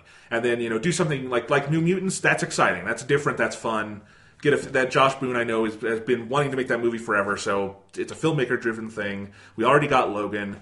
It is weird because we unabashedly love some of these X-Men movies. Yeah, like Deadpool and Logan were really fucking good. Yeah, and then there are some that just kind of confuse us, It just feels like, like we both really like Days of Future Past. Like, that's a very good X-Men movie. But, that felt like you had, after that one, you had to stop with those. And X-Men Apocalypse, I think it shows they probably needed to stop with those because that main X-Men thing has gotten so stale. And it was already kind of stale in First Class. Felt like a breath of fresh air. And then they started, moved back in the original direction again. But then they came out with Deadpool and then Logan that was like, oh, these feel so nice. These are such interesting, good movies with these characters. And then it's like, and then we're going to do the Dark Phoenix movie. It's like, no! That's the most stale X-Men thing you could possibly do. Other than Apocalypse, which you just did. Like, the two fucking X-Men storylines that anybody knows is Apocalypse and Dark Phoenix. If anyone's heard of any of them, it's Age of Apocalypse, Dark Phoenix, and maybe Days of Future Past. More so now because they made that movie. Yeah, primarily probably because they made that movie. Anyway, X-Men is weird. X-Men is weird. Speaking of weird things, Fox also dated, for I believe the third or fourth time, the Avatar sequels. And let's go... So they're finally, doing the follow-up to the Avatar: The Last Airbender movie? No. People hated that movie. Oh. Yeah, this is the Avatar that I don't think anyone hated. Not a lot of people necessarily went gaga for, but it did make $3 billion. Yes, it did. Yeah, and it necessitated every single movie from that point forward having to have some 3D version, even though nobody wanted to see it that way. To this day, where theaters they have to play the 3D version contractually, but they'll just play it at one showtime per day. Yeah, because no one wants it. We're on the last dregs of that. Yes, that last dregs, and as the planet is consumed in 3D, the disposable 3D glasses. Finally, we will slowly stop watching 3D movies. Until Avatar 2, maybe. Who knows? But if that movie's ever made, actually. So here's the thing. Let's go over the saga of the Avatar sequels. Okay. Because shortly after Avatar was released in 2009... Yes, I remember very distinctly, talking to you, Jonathan, when we were at fucking debate tournaments in high school about going to see Avatar. It's an old movie at this point. It's been a long fucking time. It is not a fresh new property. It is basically as old as the Marvel Cinematic Universe, to put it into perspective. Yeah, pretty much. They've made 17 of those. Yeah. And apparently we're getting 17 Avatar movies. Not really, but kind of. So anyway, shortly after that movie was made, James Cameron said for sequels he wanted to do an Avatar 2 and 3 back-to-back. Okay, makes sense. People like to do 2 and 3 back-to-back. It very rarely works, but whatever. Do your Avatar 2 and 3, James Cameron. Many years after that, he finally got around to starting to write those, and eventually it became, I'm actually not going to make 2 and 3, I'm going to do a sequel trilogy, and it'll be 2, 3, and 4 back-to-back. And he set up a writer's room where basically he was the head of that, and then he had a team of writers, and each writer or team of writers had one of the sequels to write the script of. That's been at work for many years. One of the guys on that, and why you haven't seen more from him, is Josh Friedman, the creator of Terminator: The Sarah Connor Chronicles, which is an interesting tidbit. He's been writing Avatar movies for years now. That sounds like a real special kind of hell for a dude who made a really cool TV show. Anyway, but hey, he was really good at adapting James Cameron material, so who knows? That is true, yeah. But anyway, so they've been working on that for a while. Avatar 2, 3, and 4 were dated at some point. They were supposed to have already, I think, all come out. And nothing happened. And then finally, at some point, James Cameron came out and said, we're delaying Avatar 2, but we're making not just Avatar 2, 3, 4, we're making 2, 3, 4, 5. And we're going to make 4 Avatar movies. We're going to shoot them all at once, and we're going to release them once a year for a couple of years or something.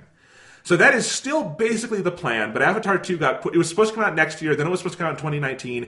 Now it's been pushed to 2020, and the plan is for Avatar 2 to be out in 2020, Avatar 3 to be out in 2021. Then they're going to take a 3-year break, which is weird. And Avatar 4 will come out in 2024, and Avatar 5 will come out in 2025. And maybe I'm just old-fashioned, but at the point where you're dating a movie for the year 2025 in the year 2017... Yeah. A date so far off that I legitimately am not 100% sure that the human race will still exist in the year 2025. Yeah. I mean, that 2025 is as far away from now as Avatar 1 is from now. Yeah. Just to think about that. That would be a 16-year spread from the original Avatar. If my math holds up, and I think it does. I'm not going to try to do it. It's okay. So, yeah, that's bizarre. Look, everyone says, and there's some truth to it, you probably shouldn't bet against James Cameron. The dude often wants to do crazy things, and they generally work out both creatively and financially. That said, there is a certain level of weird hubris to saying we're making 4 movies... Some kind of all at once, kind of not. We're releasing them in this kind of weird haphazard schedule. I mean, you probably need $3 billion just up front to make them, let alone get them out the door. So if the audience isn't there for Avatar, it could shut down 20th Century Fox. So, yeah. And I also just wonder, Avatar, I do think Avatar is a good movie. I wouldn't call it a great movie. Yeah. I like things about Avatar. I think it's an interesting film. I would genuinely like to see a sequel because I would like to see what James Cameron would do fleshing that out. I don't know if I need 4 sequels. But I do wonder, is there a place for Avatar in the world when it had its success because it was the kind of introduction to this kind of hyper-realistic CGI and 3D and all these things that have become very, very commonplace? Yes.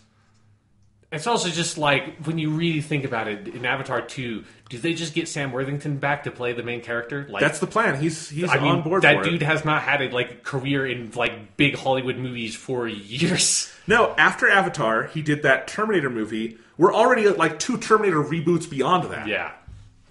Like he was in that. Wasn't he in the Clash of Titans reboot? Oh right, yeah. I feel like that's those are the only movies I can name that he was in. He has not been. I mean, you've got Zoe Saldana, who everyone loves, but I think Guardians of the Galaxy has kind of eclipsed the Avatar audience in some ways. I don't know. And I mean, he's gonna. The plan is to bring back all those characters, Sigourney Weaver and stuff. Even though she died, she was in that movie. She died, but she's gonna be back because Earth and shit. Like, she's connected to the ground of Pandora and all that. Sure. But, I don't know. Maybe this will be the coolest thing in the world, and James Cameron has a really interesting idea for a 4-movie interconnected universe thing. But at a certain point, it's they're never going to come out. James Cameron is, in his late 60s. Yeah. He's going to, just his biological clock will run out before they've, properly delayed these movies enough that they can actually come out. It is one of the craziest things about them is, to keep on saying we're going to make these movies, we're going to make these movies, we're going to make these movies, and keep on setting all these dates. It's just fucking shoot 1 second of footage for one of these movies and then set the date. Stop trying to set it so far in advance of you actually making the fucking movies, because you're never going to start it. Or I don't know, just make one Avatar movie and see if people want it. I mean, they did that, and then everyone's everyone watched it, but nobody was really clamoring for a sequel. No, I mean, does anyone here's a good metric, honestly. Is there any Avatar cosplay out there? Because I don't think so. I feel we'd see it if there, and I don't follow cosplay all day long, but you see cosplay around the internet. Yeah. And it's not, I mean, I was at Denver Comic Con 2 years ago. I didn't see any Navi? I think that's right. Nevi or Navi? No, Nevi is from Gravity Rush. Yes. Right, okay. Navi. Yeah, with a little indent in there. Yeah, Navi. Yeah, I was at RTX 2 years ago. I saw Cat Mario and Cat Peach. I didn't see any Navi. I mean, were Cat Mario and Cat Peach having brain sex with their tails? No, but it was a couple who did that together. So when they got back to their hotel room, then they had brain sex with their tails. It was Avatar. I'm just saying, if you have your romantic couples who cosplay and they're doing something with tails and they're not doing Avatar, I don't think anyone is. It's true, yeah. I think that's really the nail in the... I don't know. But that's weird, so... Yeah, it's weird. I didn't really want... Even though I enjoyed Avatar 1, I had no real interest in seeing an Avatar 2 right after I saw that movie. I don't really give a shit about seeing an Avatar 2, 3, 4, or 5 now. It's just so funny to say it, 2, 3, 4, 5. No, I mean, it sounds legitimately at some point like James Cameron is just running a scheme on the movie studio or something. Yeah, he's going to get money and more money until he dies, and he doesn't have to deal with it. Exactly. It's just, his estate is left with this, incredible amount of debt, and he's just, fucking flipping them off from heaven. It's Yeah. I don't know. That's the other thing is, I think James Cameron is such a fascinating filmmaker. That's going to be the rest of his life. Yeah, that's a good point, too. I would genuinely like to see another Avatar, because I think there's a lot to that universe that would be interesting to explore in a sequel, and James Cameron is pretty good at sequels historically. Yeah. But I just don't need 5 of them, and I would like to see other things from James Cameron as well. Yeah, that's another Terminator movie. No one needs it. Terminator needs to be fucking done. We need to I would praise President Trump if he passed a resolution saying, executive order, no more Terminator movies. Here, I'm going to say 3 movie franchises that we need no more movies in. Avatar, Terminator, Alien. Stop making them. Let's just be done. Make new movies. I cannot summon the passion for them, even though Terminator 1 and Alien 1 are 2 of my favorite movies ever. God, of the 3 of those, I want more Avatar more than I want the other ones. That's a good point. Because Avatar hasn't been run into the ground yet. At least there's new ground to be tread with Avatar sequels. Yeah, no. Anyway, so that's it for news. Let's go ahead and move on to the rest of our outline. And you want to talk some Doctor Who? Let's talk about Doctor Who. This was a good episode. It was a very good episode. So Doctor Who, episode 2, Smile, written by Frank Cottrell Boyce, who last wrote on the show, and for his first time wrote on the show in Series 8, Peter Capaldi's first season, the episode In the Forest of the Night. One of the weaker episodes from that season. That was like an interesting episode, but I thought like the execution didn't really pull it off. Yeah, I like that episode more than you, I think, at the time. Certainly that was my take on it, but I don't love it. I think it's an interesting... I liked it as kind of like the kid-friendly take on the Doctor. I think it brought out an interesting thing in Peter Capaldi's performance, and I liked him getting to interact with Clara as a teacher. Danny fights the tiger. Yeah. There's a lot of like raw potential in that one, and I always do love to see a writer who maybe didn't write the best Doctor Who episode ever, but gets to come back and do something better. Yeah. They usually do a better job the second time out. Yeah, I mean, that was like the dude who wrote Kill the Moon, wrote the Zygon episodes from season 9, and he did a really good job. Yeah, he's coming back this season too. So, yeah, and I think Smile was a huge step up, and I actually think the writing in this episode is one of my favorite things about it. Yeah. I actually think this is an episode that works pretty much all around for me. I think it's got a kind of a weak ending, but I think the writing is very good, especially just the moment-to-moment dialogue in this episode just crackles. It's great. Yeah. The acting is fantastic. Peter Capaldi, man. Pearl Mackie, fantastic. Yeah. Matt Lucas in his one scene, funny. Very good. And then the production design and direction in this episode was off the charts good. Yeah. I mean, very much a Douglas Adams-y kind of future, I thought. I make that comparison a lot with Doctor Who, but this one also kind of very much looked like kind of, you had like Marvin the Robot style emoji bots and things like that. But it kind of reminded me of a lot of different sci-fi stories and things. But it felt fairly original in its kind of take on things. I mean, we've had a lot of Doctor Who stories where you go to the future and humanity has some kind of crisis. Yes. We've had lots of those stories. I mean, like Peter Capaldi, or the Doctor lampshades that in this where he says, I've run into a couple of ships like this. I'm like, yes, you have. Yep. And I've seen a lot of these episodes. And it's hard for those episodes to stand out at this point. I thought this one very much did, even if it's imperfect. So what did you think? I basically agree with everything you said. Like, I do, it's near the end of the episode, I think it kind of gets away from itself, where it just feels like it has to have a very sort of like standard obligatory Doctor Who type resolution to the story that felt like you could have come up with something that was like a bit more interesting to sort of wrap everything up. But that aside, I thought like, especially if you look at it as the like, you know, second episode we have of the companion, which is very important to developing the Doctor-companion relationship and sort of figuring out how she and the Doctor work in a more normal episode of Doctor Who than obviously the pilot's going to be. The pilot. Yeah. There you go. But that's what Stephen Moffat wanted. Exactly. I'm just playing right into his hands on purpose. But this episode, I thought, served that role really, really well. Like, Peter Capaldi and Pearl Mackie's chemistry is so good that her sort of Bill has so formed as such a like strong, identifiable character as a companion so quickly in a way that like other companions like a Martha didn't like quite ever feel like that. Like, oh, I've got an idea of who this person is and how they are distinct from the other companion characters, of which there have been a lot at this point, even if you just count New Who. And she's so good. Her repertoire with like the Doctor and their like weird banter back and forth, and their relationship that still has, and a lot of this episode still has this very like Seventh Doctor-y kind of feel that I love so much of. Like, they kind of maintain that tutor, like, student sort of relationship they have. There's also, like, a lot of the main plot feels like there's a little bit of a, like, nod towards the Happiness Patrol, which is a, I think, very underrated Seventh Doctor story, which is one of the early ones with him and Ace. And it just has that, like, them walking around this big, awesome-looking facility, looking at, like, sort of the Doctor piecing together everything and kind of making jokes back and forth with Bill as she marvels at all this stuff and asks interesting questions. And that's, like, the fundamental core of what this episode needed to do, and I thought it did it great. This episode really felt, in the beginning at least, like a classic Doctor Who story to me. Yeah, absolutely. Like, where I could, like, that's where the first serial would end. Yeah. That's where the second serial would end. I'm kind of glad this wasn't 25 minutes of TV. It worked better as 10, you know? And it had, like, it felt so much like a classic Doctor Who serial that it had, like, the episode 4 problem of, like, oh, great, like, you couldn't quite figure out how to finish this up all the way. But it was really good until then. Yeah. Yeah, no, I mean, episode 1 is always really good. Yeah. No, it's definitely like it takes its time where the best part of the episode, and it is most of the episode, is they land on the planet.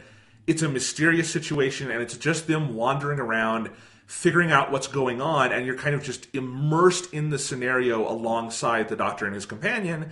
And along the way, you get some really good character work and banter and things like that. I was kind of in heaven watching this one. I actually completely forgot Doctor Who was on yesterday because I forgot it was Saturday. And then like it was 8 o'clock or something. I'm like, oh, my DVR would have just caught it. I'm like, I'll turn it on. And I was just enthralled. Like, I didn't, usually in most TV shows, I pick up my phone at some point to look at something. I didn't. Like this just totally sucked me in. And I think it's a mix of, I think the core mystery was very interesting and the production design sold it so well. Peter Capaldi is so fun to watch. But also, like, I think Bill has really brought an interesting new dynamic to the show where she is just, like, her sense of discovery. You forget it's been a while since we had a new companion. Peter Capaldi has literally never gotten to do the talk about the TARDIS or things like that, of like how all this works. And so there's just a lot of fun things there. And my favorite moment of the episode, the one that sold me on it so hard, was I think it's when they get to the garden. And at the end of that scene, they figure out, oh God, the people are becoming fertilizer. Yeah. A la, Soylent Green or something like that. But before that, that's actually a super sweet scene where she has the biggest smile on her face, and the doctor looks and like asks, oh, is something wrong? And she says, thank you so much for bringing me here. This is amazing. And like, I was smiling so hard at that scene because Pearl Mackie is just so good at playing that wonder and emotion on her face. I think Peter Capaldi playing the doctor, almost taken aback by that, because I think he's kind of he has Bill with him because he wants to get in touch with that again. Yeah. And feeling like, oh, this is what it feels like. That was such a beautiful touch. And then just, I don't know, just the general writing of that, where I think Frank Cottrell Boyce did a good job of, like, a lot of the dialogue in this episode is very kind of simple and to the point, but in the best way possible, where characters aren't talking around their emotions. They kind of just say things, and I think these actors are good enough to pull that off. Yeah. And so that was just one scene that stuck out to me of, like, yeah, Doctor Who, this is a very different gear than Doctor Who was working in last season, but I love this new gear. Yeah, definitely. And another part that I thought in that regard worked so well for me, because it's just something we don't see this kind of scene between the Doctor and a new companion often enough, is it's sort of like once the shit starts getting real and they all run back to the TARDIS, and then the Doctor's like, okay, now I'm going to go back to the city and fix this problem. And she's like, wait, what are you doing? And that conversation I thought was like, right. Like, the Doctor and the companion never ever have this fucking conversation. It's like every once in a while, like the Amy kind of had it a little bit, like, but generally it's just the companion just so goes with the flow of, oh right, we're basically superheroes, that you forget that that's not a normal reaction to the situation at all. The normal reaction is like, let's get the fuck out of here because I don't want to get eaten by tiny robots. And like going from I like that self-preservation to the selfless sort of heroic action that the Doctor takes in Pearl Mackie or Bill having to sort of take that step and realize, right, okay, this is the right thing to do here, and step into that hero role. I thought was like really smart to sort of put a lens on that for a second, because so many companion introductions just completely ignore that part of the equation, and the companion just like is like takes to selflessness so naturally that it doesn't really make sense as like a human decision to make. Yeah, and it's not that Bill is a bad or selfish person. No, it's just that she feels like a real person. Like, because again, like most people's reaction when like a disaster happens is you run away from the disaster. Right. The normal reaction typically is not, I'm going to go run into the flaming building even though I've had no training to do so, you know? Exactly. And in real life, don't go running into a flaming building if you've had no training to do so. Let the professionals take care of it. If you have a Time Lord with you, maybe. Yes, if you have permission from a 2,000-year-old alien creature, then maybe you can go run into a burning building. I did see this debate last night on the internet of the Doctor is still calling himself 2,000 years old, and some people were like, so he's not factoring in Heaven Sent. And I think that's the correct thing for him to do, but it is a funny, like, footnote in his age now. I mean, the funny footnote in his age has always been, he's always been making up his age the entire time, and I will just call him 2,000 years old, because I will humor him. He's like, if he wants, if you, like, meet someone and they say, oh yeah, I'm 36, and you're like, you're not 36. You just let them say they're 36, right? Like, they're not going to fucking make a sticking point of that. If the Doctor wants to say he's 2,000 years old, he can be 2,000 years old. Yeah, even though especially now, he would have no idea. Exactly, yeah. Yeah. It is kind of funny, like, Peter Capaldi has not really been on the show that long, all things considered, because of the stories he has been placed in and the way Stephen Moffat has paced things, he feels like he's been the Doctor forever. It does, yeah. I really like that. Especially, it's one of the things that this season has really aided that feeling of like the 2 Christmas specials and then this. Do you feel like there's been so much time that has passed for him between like now and the end of season 9 that we just don't know what happened, and I love that feeling. Like it reminds me almost kind of like of the beginning of New Who with the 9th Doctor and being like, I have no idea what happened between this dude and the TV movie, you know? Right. Yeah. It turns out a lot. Yeah. And a Big Finish has been having a ball with it. Exactly. For a long time. No. Anyway, what I was going to say is there's only really one quick scene about it where Pearl Mackie, you want to call her Pearl, Bill, played by Pearl Mackie, yes. Asks the Doctor about the door that he has under his office back on Earth and all that, and he gives the quick explanation. It's very funny. He says, I'll be straight with you. There's a door, I made an oath to guard it, and I can't leave Earth. And she's like, but you're going to leave Earth? Well, we can get back there on time. Yeah. And, like, he basically tells us nothing new. He tells Bill nothing new, but he says it in such a confident way that, like, he kind of diffuses the conversation. Yeah. And also in such a confident way that I'm like, I really want to know what's behind the fucking door. But that's the thing is that I was going to say is, even though that's a very small part of this episode, literally, I actually thought it cast an interesting shadow over the whole episode, and especially in how Peter Capaldi plays it, where this is a fairly typical Doctor Who story in a lot of ways, but it has this extra edge where the Doctor is clearly kind of on edge. He knows he's not supposed to be doing this right now. Yeah. And I think that was where I was fully sold on the arc of this season, because I thought it was interesting last week, and we thought this could be good, but the best arcs turn into a character thing, and that's what works here, is that it's a character thing. Whatever is behind the door is ultimately a MacGuffin. What it does is it gives Peter Capaldi a fresh note to play, and the Doctor is in a headspace that we don't necessarily recognize, and that's interesting, and it adds a certain tension to the episode that I found very compelling. Yeah, it definitely has this, like, he's like this school punk or something who's ditching class is what it feels like. And that definitely, it's a very Doctor mode to be in, that he's skipping out on the responsibility he's supposed to have to go have fun adventures. He's how he's supposed to be. I love it. It's like if the 3rd Doctor, his TARDIS just literally worked and he could take it at any point early on. And he does eventually just wind up taking it everywhere, of course. But like, I do kind of like, it's kind of like he's the 3rd Doctor, but it's a self-imposed grounding, not someone else made him do it. Well, maybe we'll find out what happened, but like... I did get a John Pertwee vibe from that a little bit. Sure, like, he wants to get out. Yes, it's like, I want to get... Like, there's all of time and spaces between us and that door. Yeah. I'm probably supposed to go to the door. Yeah, no. Yeah. But, and then, of course, there's panic when they arrive at the end of the episode, and there's an elephant in a wintry... I don't know what's going on there. They're in London in the past during winter, I guess. And there's an elephant, I mean, you know...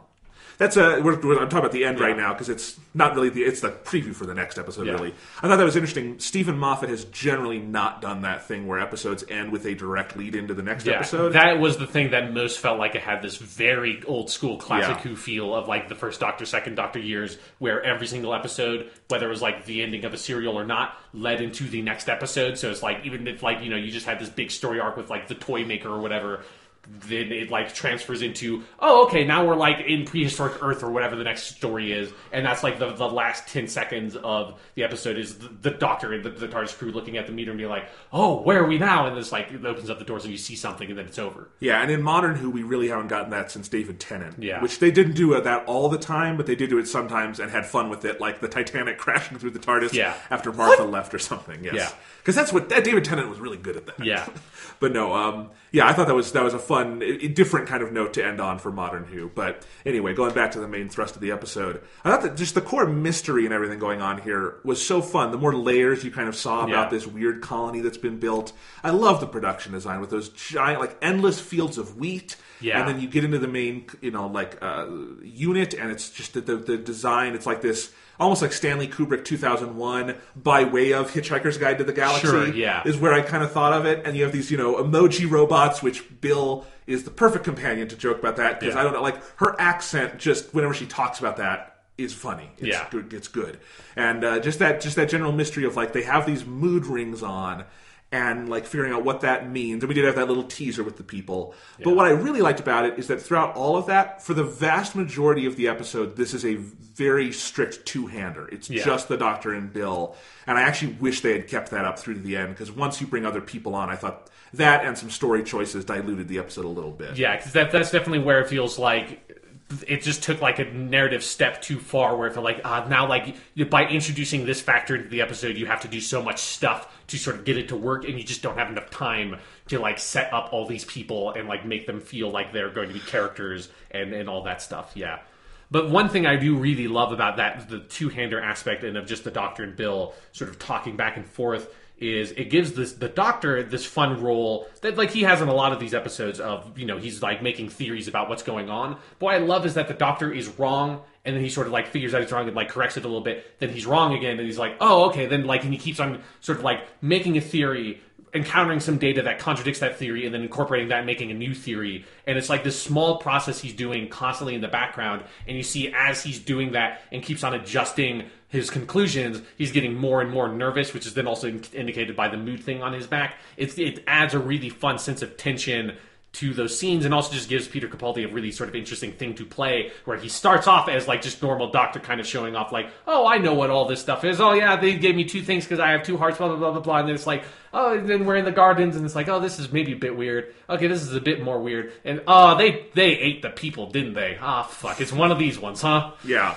And of course, I mean, there's this great dynamic where the Doctor, and by extension the audience, by going through all these adventures with the Doctor, know something is up. Yeah. But Bill obviously takes a lot longer to get there because she just thinks it's cool and fun. Yeah, she hasn't seen Doctor Who, so she doesn't know that every single episode, everything's going to have to go wrong at some point because it's a TV show, and if ever they just landed on a space station and everything was perfect, it wouldn't be very exciting. So she just thinks, it's like of course, if you just go to, like, it's not like if I go take a fucking trip to Madrid, Spain or something, I assume there's going to be a serial killer case that I'm going to get wrapped up in, because that's not how life happens. That's how it happens for the Doctor, though. I was going to say, it would be like if the episode Midnight was told from Donna's perspective, where she's just on the beach on that planet. Yeah. It's like, it went really well for me. Yeah, she just gets a call from the Doctor. It's like, oh, shit's going bad. Oh, that's fine, whatever. Yeah, no. But no, so it does create this very fun dynamic, and Peter Capaldi is just so funny in this one, too, but in that way where, very 12th Doctor thing of, he's never cracking jokes. Yeah. He's just funny. Mm-hmm. And the best one, I do think, is the Two Hearts thing, where she keeps asking Two Hearts, and he finally just says, well, why not? Yeah. You know, the way he kind of snaps at that is very funny. Yeah.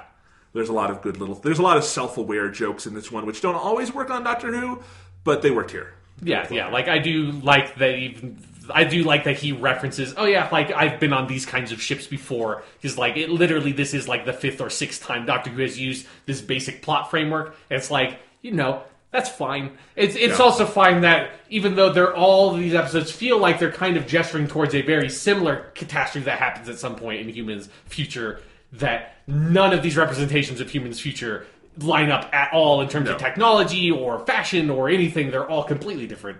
They are. But it is fun to kind of, you know, we have enough of these stories to kind of see, like, okay, in my head, at a different point at the same time in the universe, the 9th Doctor is with Rose on the ship watching the destruction of Earth, and the 10th Doctor is with Rose on that new Earth place. And, like, there's just... like, the 11th Doctor is on, like, the space whale ship, right. And then somewhere way far away, the 4th Doctor is going on about how humanity is indomitable and all that shit.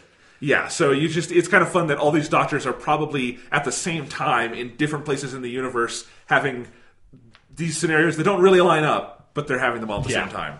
Yeah. It's a good way to think of it. At some point, if Doctor Who runs long enough, he's just going to have to be like crossing himself all the time, because these things are going to start overlapping. No, but had fun with all of that. What else to talk about with kind of the first half or so of this episode? We sort of addressed it, but I do just want to like highlight the TARDIS landing in the cornfield and then like going to the big building, like that huge shot of the cornfield and the building in the distance with like the TARDIS up front is such a great shot. Yeah. Like it's one of those things where it's like a small part of the episode, but it does so much to give you the sensation of like, oh right, we're on an alien world, because you would never see this scene on Earth anywhere. Like, you'd never see this massive, incredible building just jutting out of like an endless cornfield anywhere on this planet. It's a small touch that adds a lot. Visually, this whole episode is such a treat. There's nothing in the production design or direction that isn't giving it 100%, and just, I think, having a lot of fun imagining what this scenario would look and feel like. Yeah. I think that's a really big joy to the episode. I also liked Murray Gold's music. We never credit this guy enough, because damn it, he's been with the show for all of Modern Who, and he keeps finding new ways to surprise me musically. And I thought last night the music sounded... There were a couple, you got the 12th Doctor theme and stuff, but there was a lot of just little, kind of, just... I don't know, ambient music almost. It had a very kind of Classic Who feel it to did. it also. It had a slightly more techno kind of feel to it, and it was way more subdued in some of those scenes. But I really liked it. It fit the episode very well. It was Dudley Simpson-esque, if I could just pull a name out. That's A-okay. I think our listeners will appreciate that. Yeah. But yeah, so let's talk about the end of the episode and some stuff that goes down there. I like all the stuff on the ship generally. You get there and the whole funny thing with the map where the Doctor goes off and then Bill eventually realizes, wait, I could just take a picture of this. Wait, you only just now realize you can take a picture, huh? And then the Doctor already memorized it, Yeah. and he just did that to keep Bill out of harm's way. But then within all of that, Bill finds the dead woman and the book of humanity's history. I liked all of that up to that point. It was just when the humans started coming out, and then they really had to rush through a lot, and it winds up being a pretty traditional Doctor Who conclusion of, the humans are in conflict with another alien race, and the Doctor hits a magical reset button literally here, and then we'll see what happens. None of it I think was done horribly or anything, but it was a little bit of a letdown. Yeah, it was just something that it felt like the script needed another draft to sort of focus on one aspect of it, because it felt like the thing about the robots being technically a sapient life now, and the humans all waking up and being a part of the story and having to fight the robots, that just felt like that was from another draft of the script, where that was a way more sort of important part of the plot, and instead of it just feeling if this was a 4-episode classic Doctor Who serial, I could kind of see how this plot structure would work, but in a 145-minute episode, it doesn't really. And I think, for me, it is the moment where... It's not the moment where they discover that there are still humans on the ship and that, this thing is actually also a colony ship and they're just all in cryogenic stasis. I thought that was a cool twist. That was how is the Doctor going to get out of this one? But then it's when all those humans actually start waking up and having to become part of the story. That's when it goes a bridge too far, where it's no, this is where, you needed to come up with a more simple resolution to this story. Because you already... did it so well that it's you needed to find some other way for the Doctor to sort of fix the robots or something instead of just deciding to blow them up.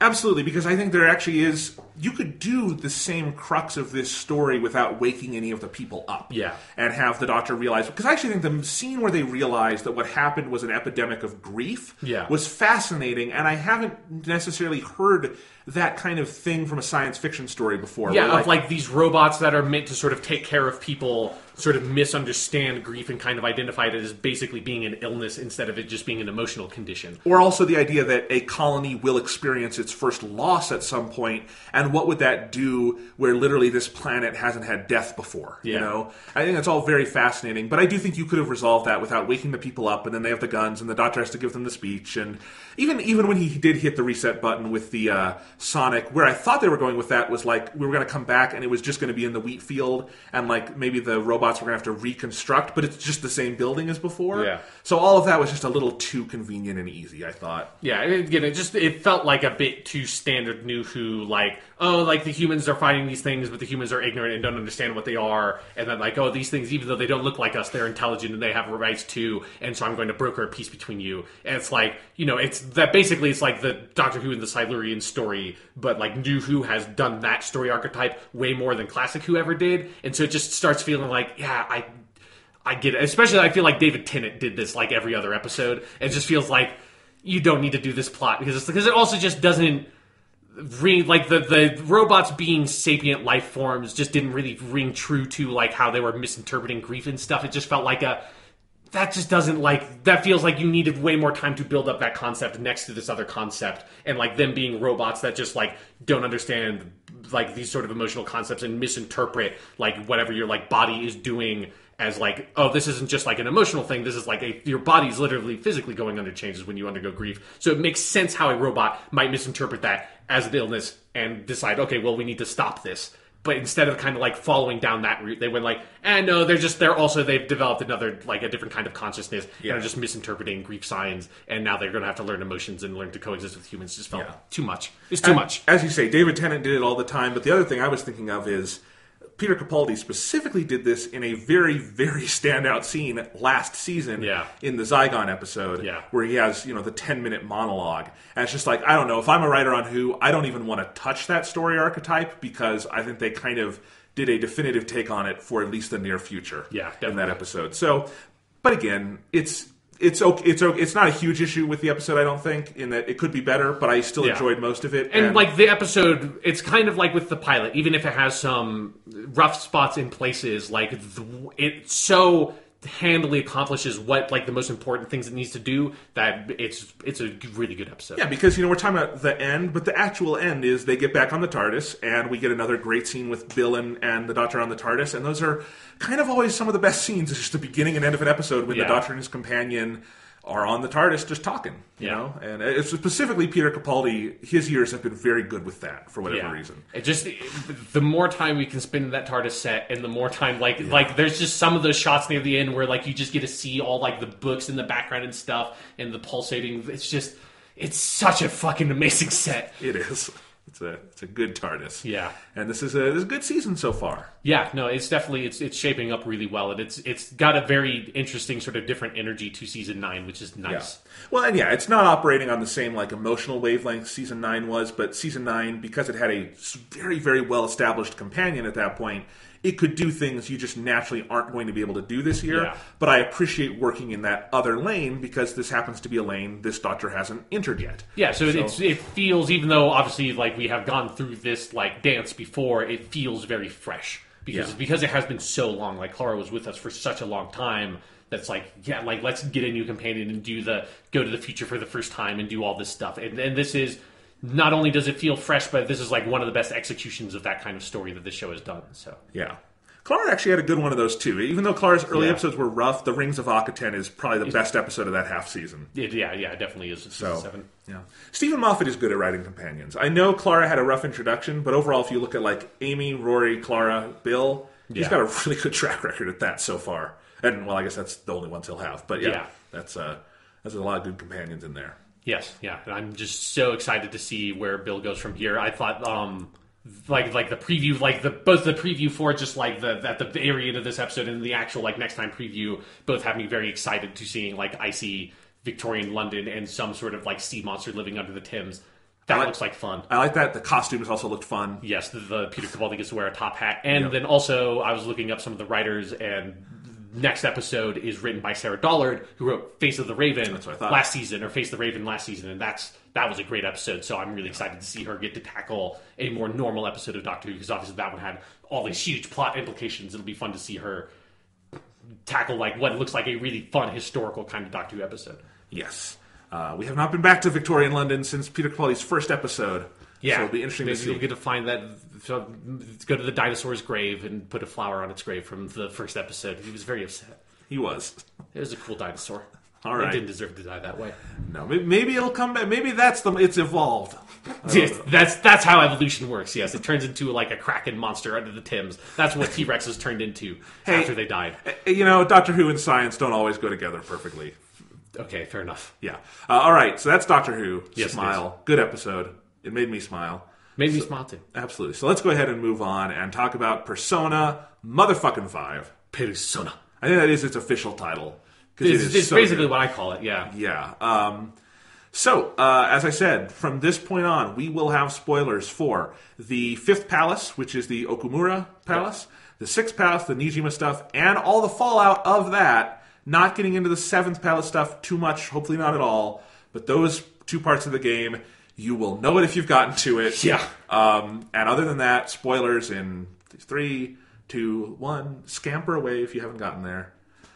I want to start this by talking about a specific character. Okay. And it'll take us through some plot points, but then I want to go back and talk about other things in depth. All right. It's just so fresh on my mind. I want to talk about Akechi.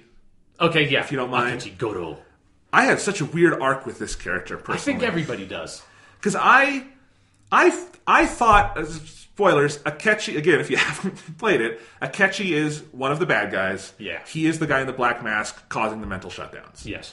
And I thought, I honestly predicted that pretty shortly after we met him. Yeah. I saw Akechi and I'm like, that's, duh. But I mean, because they have the scene where he, like, with the pancakes and all that shit. But that's so early in the game. Yeah. And when by the time you finally get to the reveal, it's so far later in the game. I went through this weird arc with him where I disliked Akechi so much and I found him so off-putting. I thought at some point, am I being unfair? Because, like, there's really been no more evidence that he might be a bad guy. Yeah. Maybe he's a good guy. He's coming by the cafe. I keep kicking him out every night because you can do that and it's funny. But then I feel bad about it. And then he comes to you after everything with the Okamura Palace and the Phantom Thieves have had their fall from grace. And he has this offer. And I thought, maybe I was wrong. Like, maybe that's too predictable, and he is a good guy. And I even made a tweet like, Akechi's growing on me. Yeah. I still think and the thing that kept ringing in the back of my head, though, is he's a shitty fucking detective. Because he makes no real deductions. The biggest red flag, honestly, is when he comes and makes his case to the Phantom Thieves. I'm like, you didn't deduce they were the Phantom Thieves. You were standing around and saw them go into the palace and followed them. Both Futaba and Makoto have actually done the deductions. You haven't done shit, and you're calling yourself an ace detective. I don't know if I trust this guy, but okay, he's helping us out. He seems nice. He's on my team. He has these moves that no one else does, so it's nice to have him on the lineup. So he has curse and light skills, which I don't always have a persona that has that, so it's nice to have him. And then he's the bad guy, and I'm like, I fucking knew it. But I don't know how I feel about it 100%. Yeah. I like a lot of the drama that goes along with that, and I'm not going to talk about what happens with Akechi beyond this arc, but I think where they ultimately bring the character is interesting, and I like some of that. But I did wonder if it was like too predictable too early that it played with my emotions. And then the other thing with Akechi is the English voice doesn't work. I don't know if you've heard it. No. I don't like that. It took me a while to determine that I specifically, and I don't think it's that the actor is doing a bad job. I don't think that character type works in the English language. It's hard, yeah. Because he is basically Light Yagami from Death Note. Yeah. And his Japanese voice sounds like the Japanese Light Yagami. Yeah. And that is a very set archetype in anime that is, I think, very doable in Japanese with not just the Japanese language and culture, but how Japanese actors act, Yeah, and just like the way that, because Japanese is such a vowel-heavy language compared to English, which is so heavy on consonant sounds, that, you have a much sort of smoother range of modulation between high pitch and low pitch in Japanese, that you can do the pretty boy polite Bishonen character, which is what Akechi is, and have that very soft toned voice and make it sound good. And English, that's just with the way our language sounds, it just doesn't sound right. It sounds like a put on every time. And that's the problem, is that Akechi never in English sounds natural, whether he's pretending to be good or he's being bad. Yeah. It sounds wrong all the time. And that's honestly the main reason I never liked Akechi, is it's this dude's just putting on a show. And the thing is, in Japanese, I think you can get past that. I think you can, Death Note, Light is the bad guy from episode 1, but you can watch him interacting with someone else and his voice doesn't sound false. He's being false. But and the Death Note dub has this problem too. Yeah. Where I think there's some good voices in the Death Note dub, but the English Light doesn't work one iota. And that's what the problem is. Just, it always sounds like someone pretending to be nice. Whereas in Japanese, you can kind of, they are pretending, but it doesn't sound like it. One of the other differences is, the way that politeness works in the Japanese language is everybody's pretending to be nice if they're, talking in, honorific language with you. It is, and that's not, to say that they're being deceptive. It's, kind of the way that honorific language sounds a lot of the time, in kind of, an intentional way, is that this is not how this person really is. They're putting on a polite face for you, and it can be very difficult to tell, are they putting a polite face on for me because they're just someone who's very polite all the time, or is it because they're an evil motherfucker and trying to kill me with their magic powers? Right. So, kind of a mix. I think I reacted negatively to Akechi for kind of 3 reasons. 1/3 of that is that you're kind of supposed to. He's not a nice guy. 1/3 of that is I didn't like the English performance. And I don't think it quite works. And I think they're between a rock and a hard place on that, so I'm not damning the dub for that or anything. Yeah. Again, 99% of this dub is outstanding, I think. And then the other third, I do think there's a little bit of, the game maybe plays it a little too long of, is he or isn't he a bad guy? And then the reveal when we get there's so much good stuff in there, but there was a little bit of I get it, he's a bad guy. We can stop drawing it out and being obviously it's no one else. Who on our team betrayed us? It's well, it's the guy who just joined and is an asshole. Obviously, and whose costume is too self-aware ridiculous, you know? Everyone else's costume is just ridiculous for the sake of it. His is like douchey, ridiculous. Sure. I don't know. Yeah. But so I had a couple issues with that. I mean, overall, I loved this part of the game in so many different ways. But Akechi is such a weird, interesting character to talk about. So yeah, I think what's interesting is I had, with like, other than the voice stuff, like I had a very similar reaction in terms of like my relationship to him throughout the game. I'm curious, did you, when like the pancake dialogue happened with Morgana, did you catch that he heard that? I did, but I didn't, because it's so long before that comes up again, I didn't know if it was important. I didn't know if like there was some kind of, like, maybe the writers didn't catch that or something, but I did. I'm like, he shouldn't be able to hear Morgana. Yeah, so, like, because when I caught that, like, I was in the back of my head for the entire game. Every time I saw him, I was like, you motherfucker, you weren't supposed to hear that. And so, like, and it wasn't that I hated him, it was that I knew that he was going to obviously end up being a bad guy, because of course, because he heard the thing, but then it is that thing where it goes on for so long that then it starts turning where you're like, no, but he can't be. And for me, there's like gameplay stuff that the gameplay stuff made it where I was like, oh, maybe he really isn't, because it also, there was like a weird fortuitous thing where, because I had not seen the box art or something for the game, because I had the digital version of the game, so I wasn't like really aware of what the box art looked like that much, and I hadn't, because of, the standby feature on the PlayStation 4, I hadn't seen the boot up screen of the game that much either. Like, I've only seen it who knows how many times, and a lot of time I wasn't really paying attention to it. And it just so happened, right around the time Akechi joins your team, I booted up the game again from nothing and like to watch the opening movie, and I noticed in the boot up screen it's all the party members, and Akechi's there too, because he's also on the box art, and the only other people that are on the box art are all the main characters and Arsena, the main character's persona, and that's it. And so it's like, and none of the other villain characters show up there, and that was when I was like, oh wait, shit, okay, is he supposed to be? And then right after that, he joins your team, and then he has the only other two spell types that none of your other teammates account for. Exactly. And it was like, wait, holy shit, maybe he is a good, and like I kept on thinking that like they're going to reveal that he like maybe he's not evil, but he has been operating in some way in the metaverse that you didn't know about, because he could hear Morgana back then, but he's just been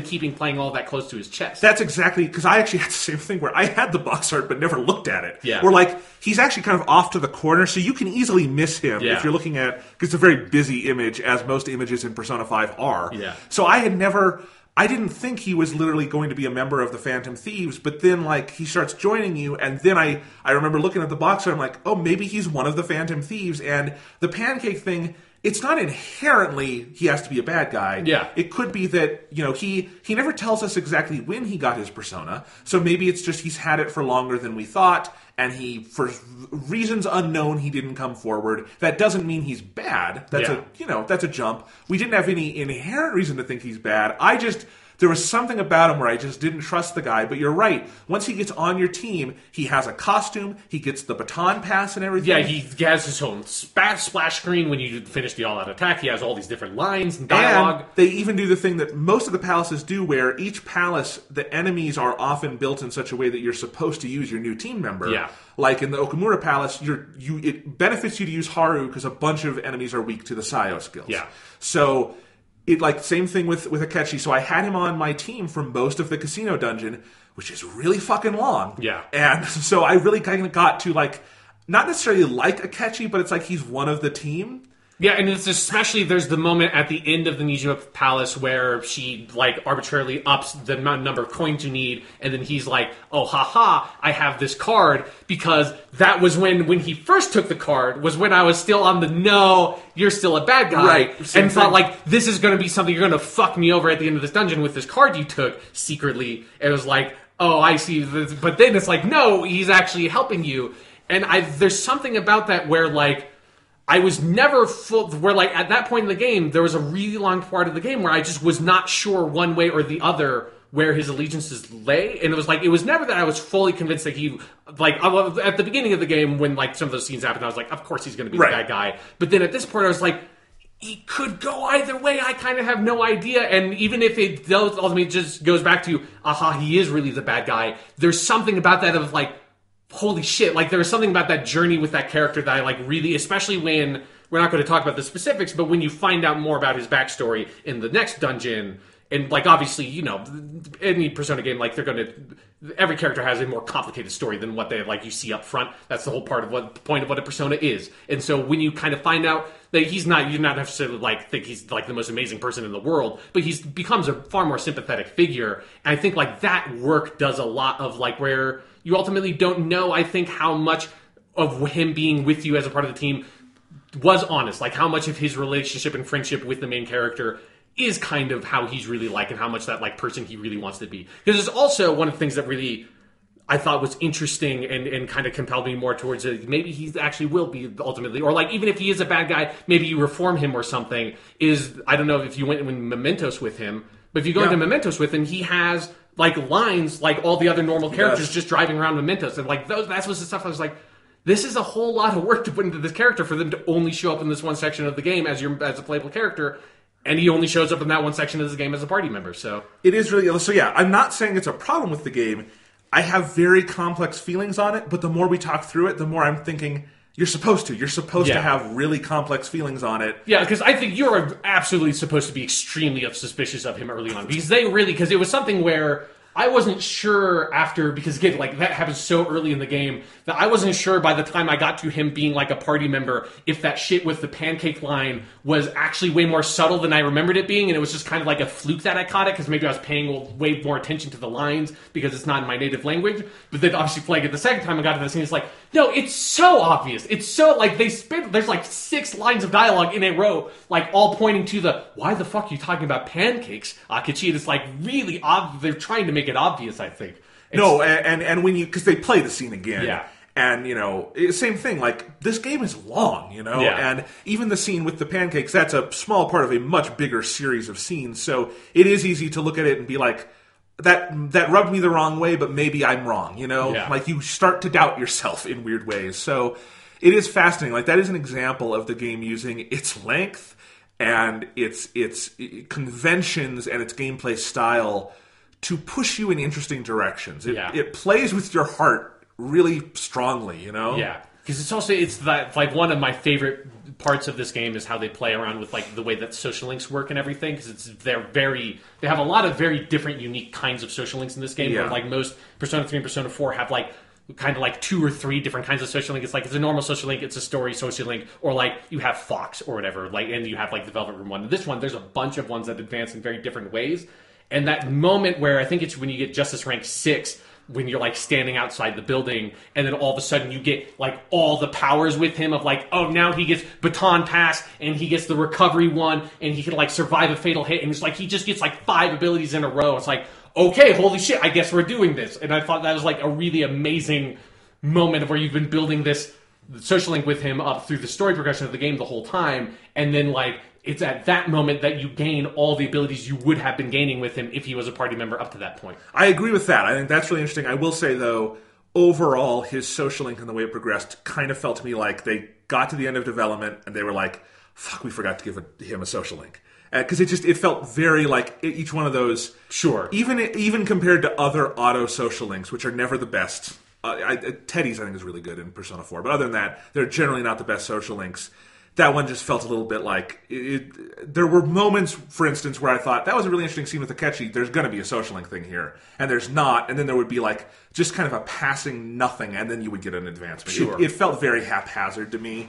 And I do think, while in general I love the social links in this game, there are a couple that feel a little phoned in. And some of that is just it being, I think, the third game. And not everything can feel fresh. That one... But on a mechanical level, it's used... excellently, I think. Yeah. So you're right about that. I just wanted to put that out there. Sure. Yeah. But Hikachi, interesting character. Yeah, and literally has Light Yagami's hair. Like literally, someone opened the manga and was like, "How did Takeshi Oba's Sugumi Obata, or whatever his name is, Sugumi Oba, I think is the artist of Death Note. Okay. How did he draw characters? There we go. Let's do that. Yeah. It's Yeah, because that art style that Tsugumi Oba has is so distinctive, and they very much borrow it for that character. So, like, that was my first reaction to him, is like, he looks like a character who's a real dick in another anime. Yeah. And I don't think that's a coincidence. And then the more you go, you're like, this really isn't a coincidence. But he has a laser sword and a laser gun. That's pretty cool. No, it's cool. And even though, as I joked, I think he's got, like, the douchey version of the Phantom Thieves costume, it is still fun to have him walking around with the fucking crow mask. This huge crow mask and, like, this, like, bright white get up, because I do like how much he stands out against everyone else with that outfit on. Yeah, no, that is a conversation we'll have to have, is what are the best Phantom Thieves costumes, because they're all good, but some are better than others. Yeah, that's true. So I pull for Haru, but there's a lot of good ones. I mean, the main character is pretty fucking stylish. Pretty fucking good. And he tightens his gloves. Man. You always have to set the main character aside, though, because they're always cooler and more stylish than anyone else. But I mean, you said what's the best Phantom Thieves costume? It's a good point. You know, there's a lot of good costumes in this game. The cosplay from this game is going to be incredible. It does feel like they almost like did that almost a bit on purpose to be like, hey, cosplayers, here you go, make Haru's costume. Yeah, there is this quality whenever the Phantom Thieves are like talking to someone else in the metaverse who also isn't a mask and stuff of like. And they do make, like, jokes about it sometimes, where it's, like, it's pretty ridiculous because there's a bunch of people in silly costumes, sometimes having very heavy conversations, and I love that. It often is very funny. But yeah, no. So yeah, Akechi is a really interesting thing that kind of continues throughout this, because where it ultimately goes is he's not just a bad guy, but he shoots you in the fucking head. He fucking shoots you in the fucking head. It's so fucking nuts. Did you watch the bad ending version of it? No, but I've heard, like, if you don't finish a dungeon, he comes and kills you, right? Well, no, I mean, because in that scene in the confessional, when, like, it all comes back to the present and you, like, have to, you're talking to Sai, basically, because the good ending and bad ending are not that different, but it's, like, pretty kind of amazing when you get to see what the bad ending is you can, basically it depends on if you sell out your friends, you get the bad ending. If you don't, and you say, like, nah, fuck you, cop, I'm not going to tell you anything, cop, then you get the good ending. I didn't know there was a split there, because I just gravitated towards, I'm not going to tell you anything. Yeah. I guess I didn't realize there was a literal split there. Yeah, because I'm just going to say what the bad ending is, because it's not different. It's the exact same cutscene as you get. Obviously, like, cuts out, like, a bunch of stuff, like, after that, in, like, between those 2 points that sort of sets up that actually you're going to survive this and all this shit. But it's the same scene where, like, Akechi walks down, encounters Sai, but she doesn't know anything about the phone because you didn't get that part in the dialogue, and so she just kind of, like, is like, why are you here? He's like, oh, I'm gonna go blah, blah, blah, blah, and then she just kind of walks past him. He walks into the room, pulls out a fucking gun, shoots the guard, and then does the animated cutscene where he shoots you in the head, and your head splats onto the table with blood shooting out, and just, like, holds on the main character's dead eyes for, like, 5 seconds, and then it just goes to credits. That's amazing. That's the bad ending is you just get fucking murdered. And that's it. It's like this 16-year-old boy just gets murdered in a police station. That's the bad ending to this video game. It's really fucked up. Here's the thing.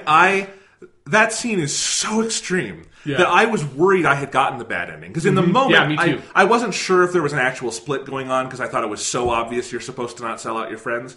But I was wondering, like, did I say something wrong? Like, is there something I did wrong? Because I get shot in the head, and then it's a while before you get back to he's alive. Yeah. And I said, seen all the machinations, and I'm like, I'm pretty sure something's coming.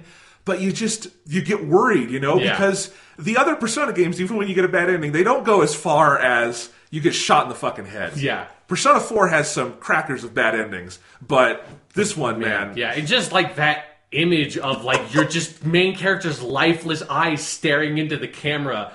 It's like, Jesus Christ. And there's some really good animated cutscenes in there, like the one afterwards where it's like 3 minutes long of all the other characters going about their daily lives, hearing about you dying. And of course they all know there was a plan and they're hopeful, but it's just this beautiful, wistful scene. Yeah. I actually found the track from that on the soundtrack today while I was listening to some other songs. And I just flashed back to that scene, and I was like, that's a really powerful scene. Because you as the player are still not sure what's going on. Because that's a really interesting thing about this part of the game is we talked last week about how Persona 5 breaks first-person POV a lot. Yeah. And 3 only did it in select moments near the end. 4 never did. But 5 will often break POV. And they really break POV later on because they directly cut out scenes for you so you don't know what your own character's plan is. Yeah. it's I think it works wonderfully, but it's such a weird move. It's just the thing where that sets off like the end section of the game with, excuse the pun, it sets it off with such a bang. I wasn't going to go there intentionally, but then I realized it was going that way, and so I had to say it.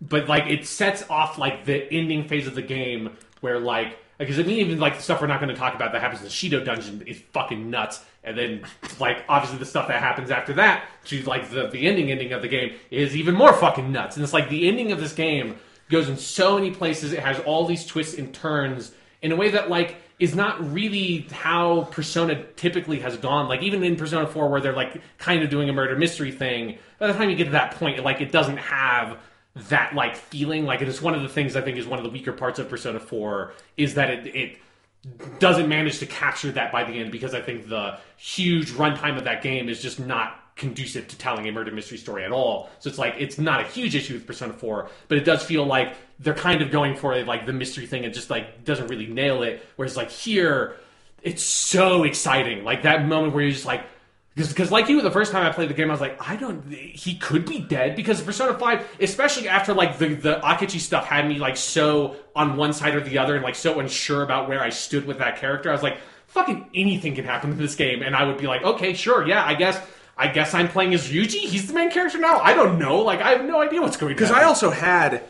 I had kind of thought I'd figured out what was going to happen before I even entered the Nijima dungeon, where once I realized that, the opening cutscene with the casino, the flash forward, that's clearly a palace. Yeah. And once we had, like, Sai tells you in the flash forward, I was your next victim, I thought what was going to happen was all of that was in a palace. Like, the interrogation, that was Shadow Sai, all of that. Yeah, that's exactly the thought I had before going to her palace also, was that, like, that was going to be, like, you had to set this up to steal the treasure or something, was how I thought it was going to go. Right. So I thought, none of that was, like, literal. And I was half right, because it's the interrogation room has a palace version, but he is actually arrested. Akechi brings actual cops into the metaverse. Yeah, which is one of my favorite parts of like the details of that plot is like they have so much sway over the police force that they just literally bring a huge SWAT force into the palace using his app. And that's the thing I couldn't foresee. So that's where my prediction kind of went awry. But so even then, like, even though I had some of the major brushstrokes right, the details are so intricate that I was on the edge of my seat through all that. Like, what actually fucking happened? Yeah. Because it is this weird mix of you were in a palace, then you weren't in a palace, but then you were again when you got shot in the head. And somehow all of that works. And the joke I made on Twitter about this is the plot gets so complex, I imagine the storyboards looking like a conspiracy wall from an Oliver Stone movie. Yeah. Because it is...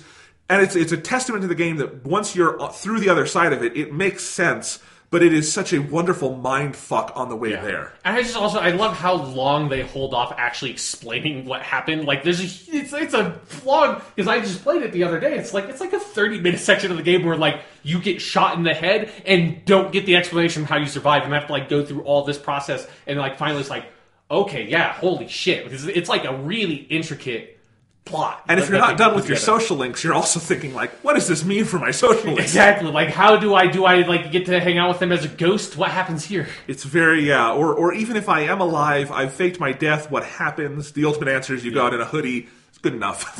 But it's a pretty cool hoodie. It's a cool hoodie. It makes you look extra suspicious, I think, but whatever. Sure. Yeah. Anyway, so much good stuff there. I mean, do we want to backtrack a little bit and go in order, maybe? Yeah, we should back up because we haven't talked about the Okamura stuff at all. Yeah, and it's interesting. I said this earlier because the key character in the Okamura stuff is Haru. Yeah. And at the time, when I played through it, the Okamura stuff was my least favorite part of the game. Okay. I'll say that. Because I think there are, and I still do think there are some pacing issues there where... Like, there is a long series of scenes and, like, mandatory, you don't get to do anything today, and series of days and stuff. Sure. From where, like, Morgana goes off, and then you have to go into the dungeon, and you meet Haru through Morgana and all that. And there's some phenomenal stuff in there, no doubt about it. It's just there's so much of it, and you're kind of... At some point, I just got itching to, like, I want to get back into kind of the game, and not just this series of kind of mandatory scenes. And I think that could have been broken up a little bit better. Like, you get a little bit of... daily life without Morgana, but it's on rails. It's not you going out into town, and I think they could have leveraged that a little bit more and broken it up. So I don't know. The first time when I played the game and I answered a question right and I didn't have him go Yaru Janeka, my heart broke in pieces. It shattered. I don't think I could take going out on the town without him in my bag. No, I absolutely get that, but that's kind of the point, you know? Like, I didn't, because it's all done in one kind of continuous series of scenes, I don't know if the actual drama of Morgana being gone completely sinks in, but we'll talk about that in a little bit. What I was just going to say is that Haru is the key character here, but because so many other things are happening, Haru, really, you don't get to know her as a character until afterwards. It's an interesting character introduction. And of all the characters in this game, I'm not saying she's my favorite, but she's the one who's snuck up on me the most. Yeah. Because I just finished her social link and everything. I love that character. Yeah, me too. I think Haru is a fantastic and I think underappreciated character. Just because I can, it's very easy to talk about Morgana or Makoto or something because they're more flashy, or Futaba, who we need to talk about because we didn't really get into her yet. But I think Haru is just a really cool character, has a really cool arc. She's basically like if you mixed, I don't know, Fuka with Mitsuru from Persona 3, you would get Haru, I think. But I think she has such a wonderful character design. I love her character portrait. It's one of the more manga-esque, and I love it. I love her. I think she's got the best costume with the Phantom Thieves. She's actually super useful in battle. And she's like maybe is my most favorite character in terms of like a stat and move distribution. Like she's really powerful. I have her on my team almost always. Yeah, and just I don't know. I love her voice in English, and it sounds very much like it's matching. It sounds like a Japanese archetype of a high pitched kind of voice. So I imagine it's very close to what you get in Japanese. Sure, I don't think I've really heard her English voice much. Okay, yeah, it's a good performance. But I really love that character, and it is interesting when I think back on it. I kind of am excited to someday play through the game again and see that Okamura stuff again, knowing Haru, because it's not like the other ones where you get a lead up to that character. You see her a couple times, but it's all kind of. I mean, you don't even see her Persona awakening really. You see kind of a secondary one, even though her introduction with Morgana is fantastic. So good. Yeah. So, but that was just some of my thoughts on kind of that area of the game. Yeah, like I didn't have any of the pacing issues you had because I thought I love what they do in this whole section of the game of like there's just this because it's something that I think like builds up. It's like starts very very early, but this is where the Phantom Thief stuff starts to turn. Yes, and it's their, as you said earlier, it's their fall from grace where it's like there's just this tension that has been in the group for so long of just like. This like even though they do have like a purpose, there's a sense of aimlessness of like you don't really know what you're doing. Like you don't have a bigger goal. You don't have something you're really moving towards. You're just kind of like hopping onto whatever is coming up like in front of you and is like the easiest thing to go for. And in particular, like Yuji has like his things where like he's getting very mixed up in like wanting to be famous and like it's really going to his head and I think it's going to the other members of the group's head and like Morgana's issues start sort of getting pushed into the background and like those things, especially playing through a second time, like there's so much stuff this game builds up like very quietly from like the very very earliest parts of like some of the stuff that's like very important to the main plot of the like mental shutdown case and all that stuff. There's like a lot of really interesting things that build up that you can't really notice the first time through, but there's also just a lot of little tiny things of like, oh shit, I see where this is starting to happen. Like I see where like Ryuji's starting to go off the tracks and stuff like that, and that like tension. Like I just like had this knot in my stomach through this whole part of this game of just being like, of just knowing like I just want to like.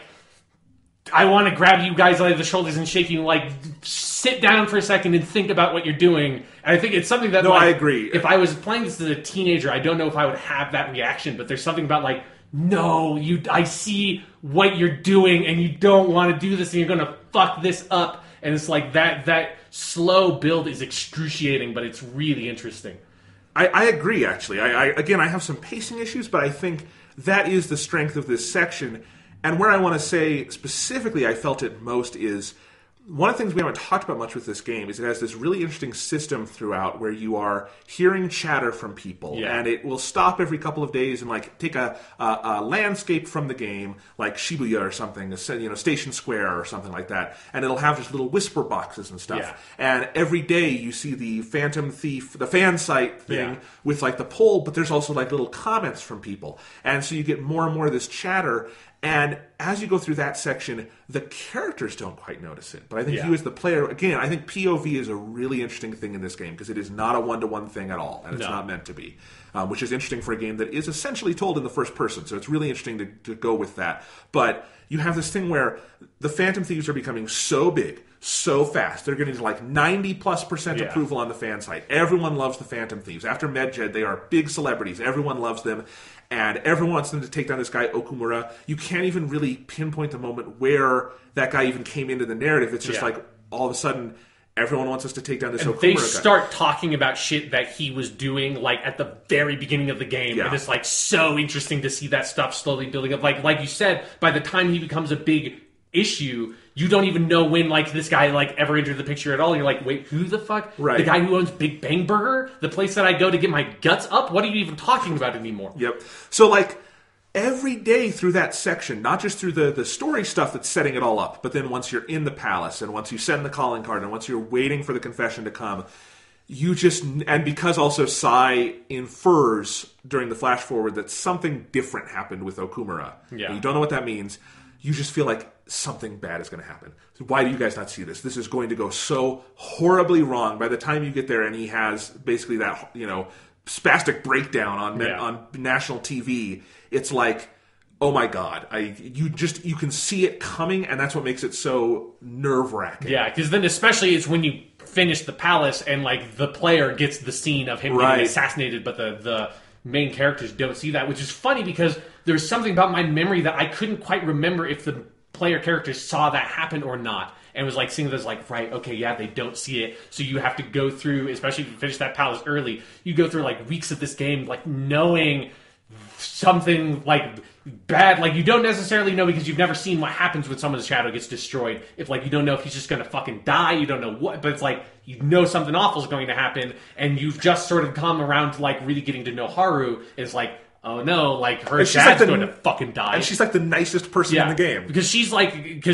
it's one of the reasons why I think she's a really important character to introduce there is like she's this bright ray of sunshine where it's like she's that like injection of optimism back into the Phantom Thieves, like even at their lowest point, where it's like even like the worst thing has happened to her, that's like she's lost her only remaining family member, and like all of this massive pressure is suddenly on her shoulders as the only like heiress to this whole like company and fortune and all this shit, but she's still like the most optimistic of the group and like willing to move forward and is like the most attached back to their original ideals. That's like her slow development and like introduction into the plot of where she seems at first kind of a little bit superfluous as a character because she's used more as a joke early on, and then you get to know like, oh no, like she's exactly what this group needs because they have so lost sight of what they were trying to do. And it's so interesting how they tell that story because it's not that anyone does anything wrong with like intent. It's not like any of these characters I think become bad people or have bad goals or anything. It's just naturally they're doing something. They're teenagers. It's beyond they're kids. It's beyond their comprehension. They are trying to do the right thing, and it seems so obvious that Okumura is doing all these bad things. This girl Haru seems so nice. We have to help her, and yet they never stop to ask themselves, we want to do the right thing, but are we doing the right thing for the right reasons? Yeah. And it's a weird question. And it's like the morality of this section is so interesting. And I want to go back to something you said about how, they seed this stuff throughout the game. It's something I've really been struck with in these, as I'm entering the home stretch of the game, which kind of almost starts here because that's the fall from grace and then everything kind of comes from that. It really is like, this game is like the Titanic in that it is giant and it is sprawling and it is long, and yet it is being maneuvered with this incredible precision. It is it's probably the longest game I'm going to beat. Like, I don't think I've ever played a 100+ hour game before that I actually like beat the game. The games can be 100+ hours, I just haven't done it. But it's like that moves with this level of precision and purpose at all times, in all things. It has precision and purpose, and it leads to what we're talking about in this section of the game where, again, it's off-putting, not because there's a flaw in the game necessarily, but because they meant it to be. Yeah, it's so stressful. Like, because it was also like, it was just that whole trip where you're in Hawaii, and it's just like, the whole time, like, you're seeing how big the Phantom Thieves got, and there's just this whole, there's a really good sort of like late capitalism part of that story of where, like, stores, because, they never trademarked symbol. Like, joke's on you, you would be so fucking rich if you had gotten trademarked the Phantom Thieves logo somehow. Obviously, everyone would know who the Phantom Thieves were, Right. But like, you'd be rolling in the dough at that point. But like the world sort of. And the way that, like, if you know Marxist, like, modern Marxist theory, like, the way that late capitalism works is no matter what rises up to oppose it or sort of undermine it or fight against it, late capitalism just, like, expands and consumes it and incorporates it. And that's, like, exactly what happens to the Phantom Thieves. Like, even in, like, both in a, like, bigger picture way like that, but then also in like a very literal way of like it's part of the villain's ultimate machinations is like manipulating the Phantom Thieves. The Phantom Thieves become part of the system they're fighting. Exactly, and it's like they're taken into account for, and like they are marketed, and they are like put into the system, and they are used. It's like it's. If you're looking at Persona 5 as a punk game, which it very much is a punk game, like if you look at any punk band, it's like what happens to the punk band? They like sell out, they become mainstream. If they like are successful, they become mainstream. Like they like go on the fucking like MTV or whatever, and they do all that shit, and they lose whatever sort of like grassroots, like hardcore, politically motivated message that they originally aspired to have. And like either like they disband the band because they can't be profitable, but they stick to their values, or they sell out their values and go to get huge concerts and get like the fucking concert movie made and all that stuff. Yeah, and so, it sets up that fall from grace so organically, and then I think the fallout from that is done so organically, where I love how this game, all the Persona games, their fundamental theme is time at some level, right? Because it is, you literally see the progression of the days. But this one treats time, I think, very interestingly, where, because it is about media perceptions and social perceptions and that stuff, it's not day one the Phantom Thieves lose everything. It's like over that next month, you see their approval going down and down and everything going to shit. And I like that, because it's very true to life. Something doesn't happen and then the public turns on a dime. It takes time, and I like it's so you're right. There's all this stress leading up to it, and then there's all this stress leading out to it, and then we're not quite going to get to where I think all of this pays off in the final arcs of the game. But boy, does it fucking pay off! Because you're right. It's about that punk kind of idea of like, what do you do once we've gone mainstream and lost it? And that's a question they have to ask themselves.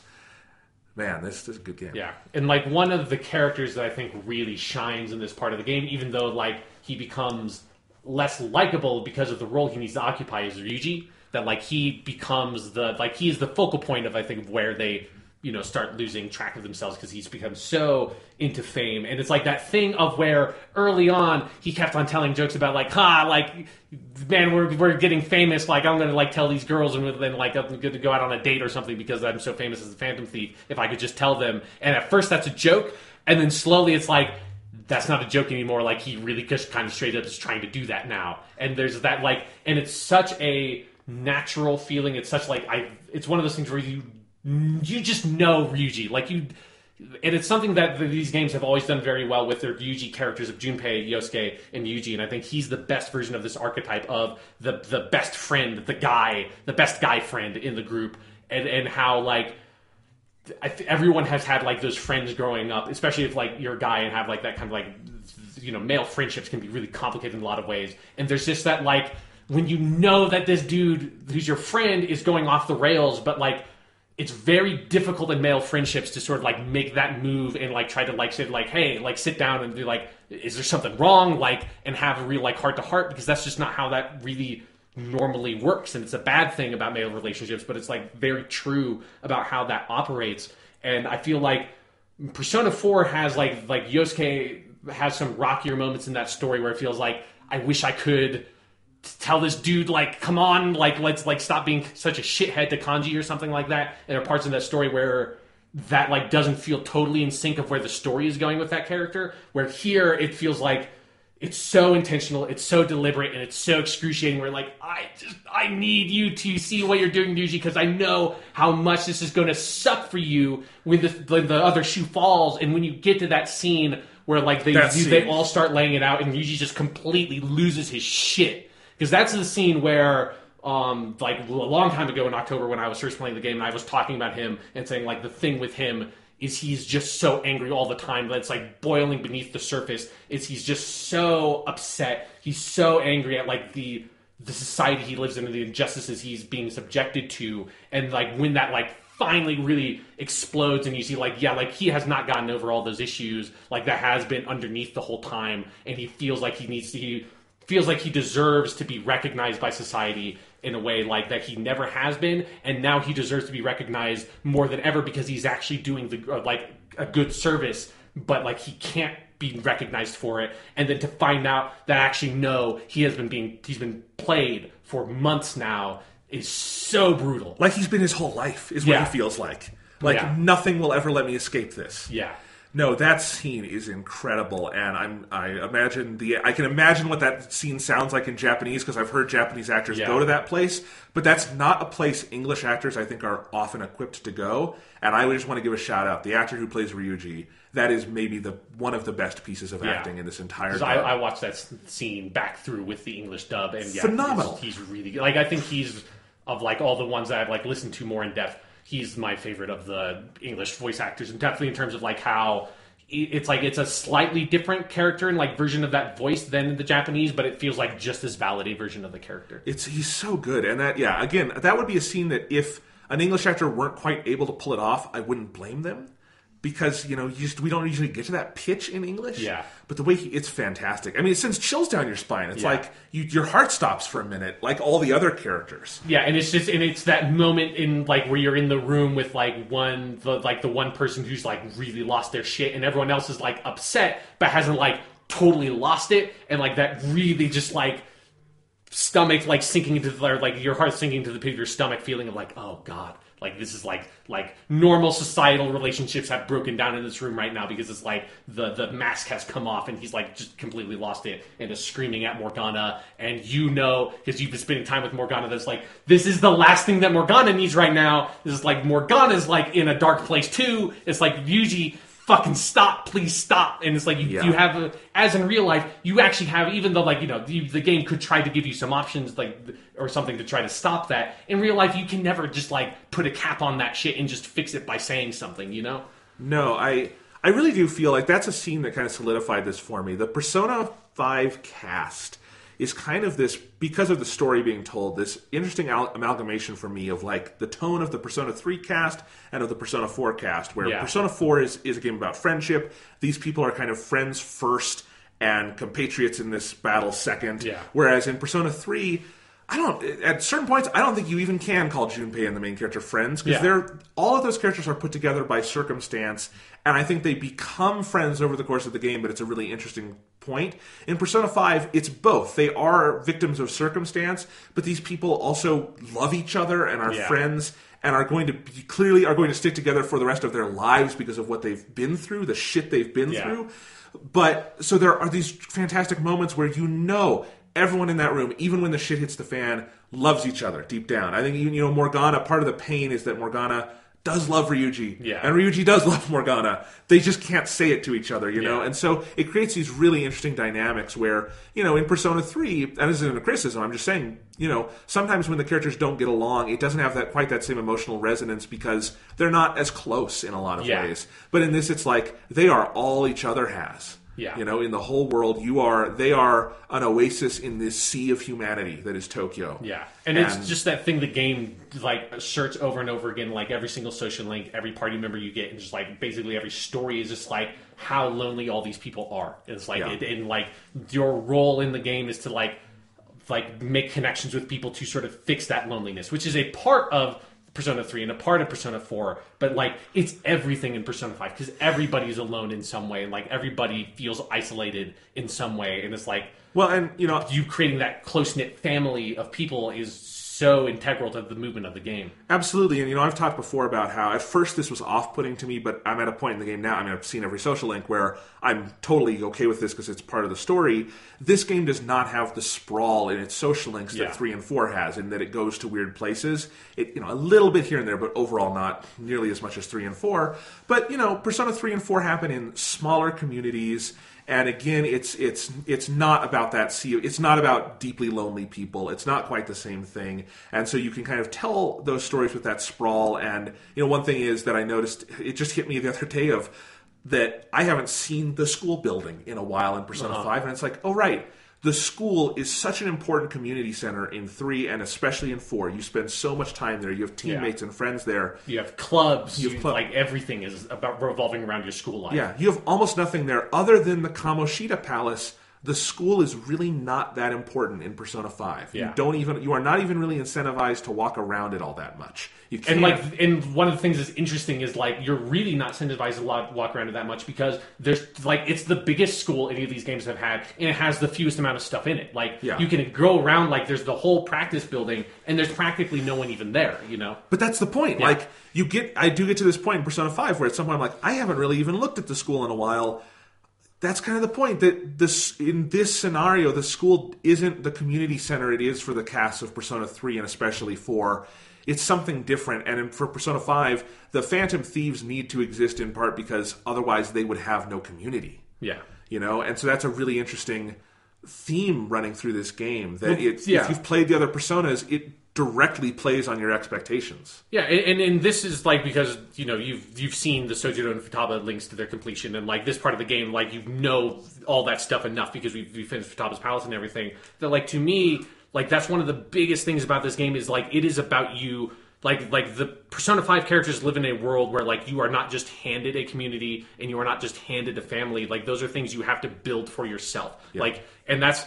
Like, there is no standard, like, normal family dynamic in the game anywhere. Of any of the characters. There's nothing. Like, even like in Persona 4, when it was never front and center, you knew Chie has a mom and dad at home that have a totally, probably, like, because it's never come up, must have a totally normal relationship. And, like, she, like, I think her dad's a cop, and that's why she wants to be a cop. And it's like, you get little bits of information. Like, Yosuke is, like, maybe slightly, like, in a weird relationship with his dad early on, because, like, he didn't necessarily want to move out here, and he only moved out here because his dad got a job here. But, like, you know, he has a family that he goes back home to every night. Even if you don't see it, you totally get that vibe.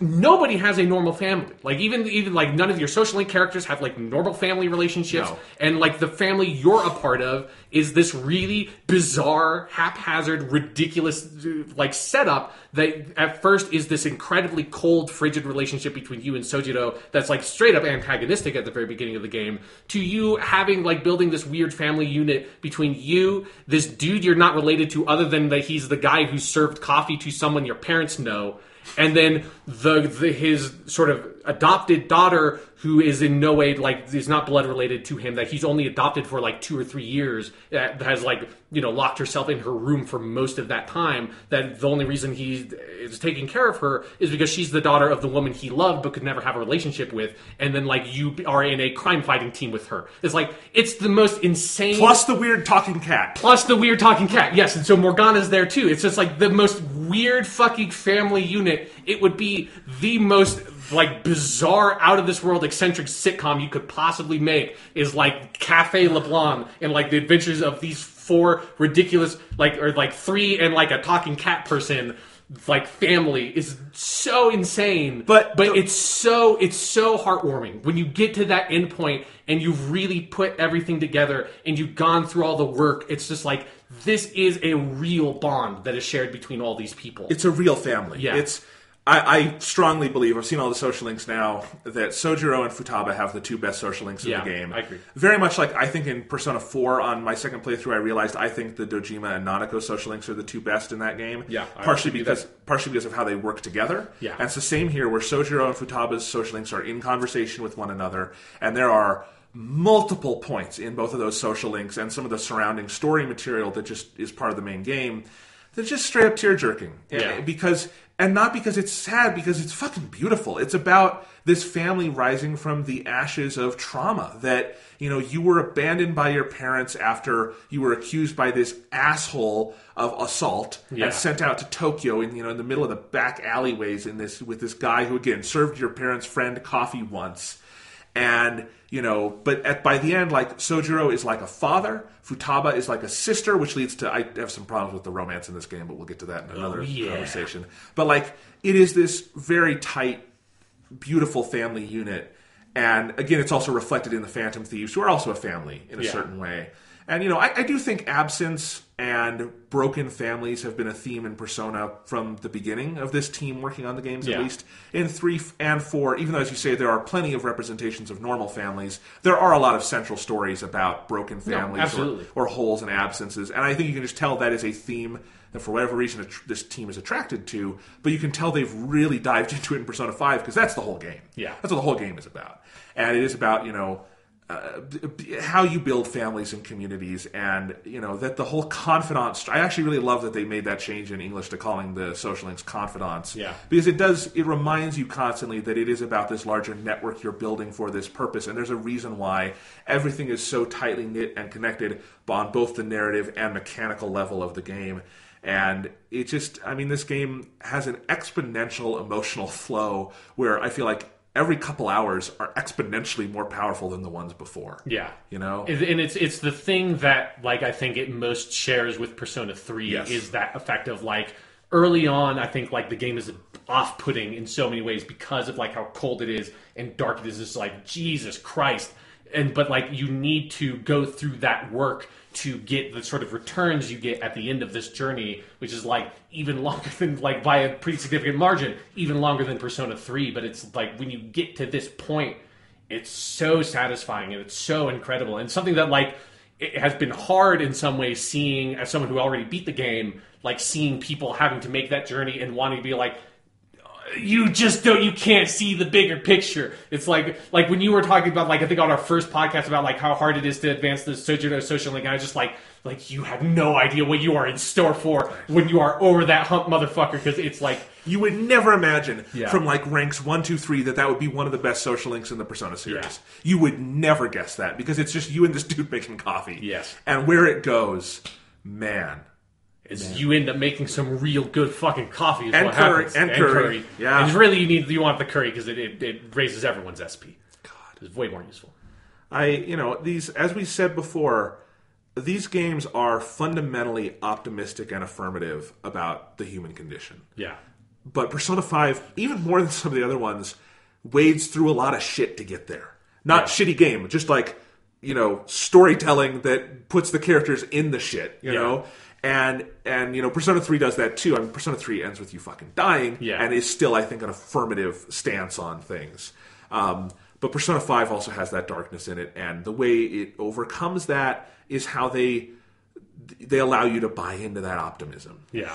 That people can overcome these things that happen to them. And, Sojiro and Futaba and the protagonist, maybe the scars they have will never fully heal, but when they're together, they can be happy. Yeah. And that, I'm kind of thinking about that because that is such a simple theme to, like, write down, but to actually actualize and make you believe it as the player experiencing this story is a next level thing. That is not easy to pull off. Yeah, it's the kind of thing where it's like only a video game can sort of achieve that character relationship effect with Sojiro. Like when you start getting to this part of the game where, like, it's turned all the way and, like, you know how much these two people love each other and, like, rely on each other now. You and the main character and Sojiro do, and it's just you need to have that, like, personal connection of actually having been like, this motherfucker just will never open up to me. Like, I'm making coffee with him every fucking night, and he won't say a goddamn thing. It's like going from that point to, like,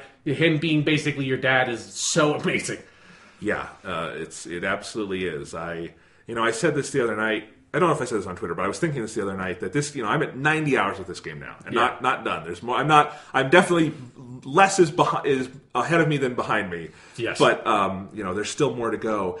And yet, these 90 hours don't feel longer to me than Persona 3 or 4 at all. Yeah. And that's amazing. And yet, when I think about how much has to happen to get you to certain points in this story and in its development, of course it has to be that long. Of course it has to be. Yeah. There's just no other way you could do that, And it is amazing that this is a game this long, and there's really no complaints out there about its length, that I've seen at least, because there can't be. It has to be there. Yeah, it is the exact length that it needs to be, for sure. We have not talked a lot yet about Futaba. Okay, yeah. Because we talked about, the fourth arc last week, but by the time that's all over, she's still just kind of getting out of being comatose. Yeah. Boy, is she one of the best characters this series has ever given us. Yep. Holy crap. Yep. Like, I could make the argument that Futaba is the X factor that unlocks the heart of this game. Sure. When she shows up. I think she is... I mean, like, because she gets introduced, like, literally at the midpoint of the game. And it is It's crazy for me to think there were like 40 hours of this game without Futaba. Yeah, like think about how that feels when then you have to start the game from the beginning. I know. Like, oh fuck, it's so long before I get. Because also their abilities are really fucking good. They are, but she is such a great character. Yeah. The writing on her is so fantastic, and I think probably one of the best things about the localization is how much. I mean, I haven't seen it in Japanese, but I can tell where they're trying to get things across. Yeah. And I think just that character has such a strong voice in the writing and in the performance, and I love that about it. She is so. That character just comes fully developed when she is on the scene. And just, when she comes out of her room, and we talked about last week that tear-jerking scene when she just walks into the cafe, and Sojiro just kind of becomes a puddle because of it. But everything after that, I think her social link is probably, if I'm picking one social link, is my favorite. I think the writing there is like, with all her like internet speak and stuff, that is 100% on par with the MMO social link from Persona 3. Yeah. It's so great. But like, her character exists on such this fine line of heartbreak and inspiration, where, especially in her social link, there's all these... She is such an optimistic person, and yet under that, she was bullied as a kid, she lost her mom, she was traumatized, she's been a shut-in all her life. Yeah. And, her list of life goals is little things like being out with people. Yeah. And all these things, and... Going and buying a video game on your own. Right. Someday we'll all do it. God, but every one of those feels like the biggest achievement, and that character just feels... so inspirational in so many ways, and then it's just this... whenever she talks, I just get happy in the game because she's such a wonderful character. Whenever she's got the best lines in the chat, when you're doing the phone stuff, she's a fantastic character, man. Yeah, she's just so... And this is like where like her Japanese voice performance in particular is just incredible. Like, and she's such a funny character. Like, she's so... off the wall in so many ways, because like it's particularly in Japanese, like she because she's so smart that like language is kind of like a game to her, and they really get this like sense across of like she just flails wildly between like different modes of speaking in English or not in Japanese. Like sometimes she'll talk a little bit in English, but like between like barely even putting a sentence together, but like in Japanese in particular, like that it can work really well because like you need like this bare minimum of information to bring things across, or she just talks like a fucking feudal samurai and just like, okay, sure. Or like I love in the text chats, she will just like take this complete 90-degree turn and just like make a joke or like insult Ryuji or something out of completely nowhere, and it's utterly hilarious.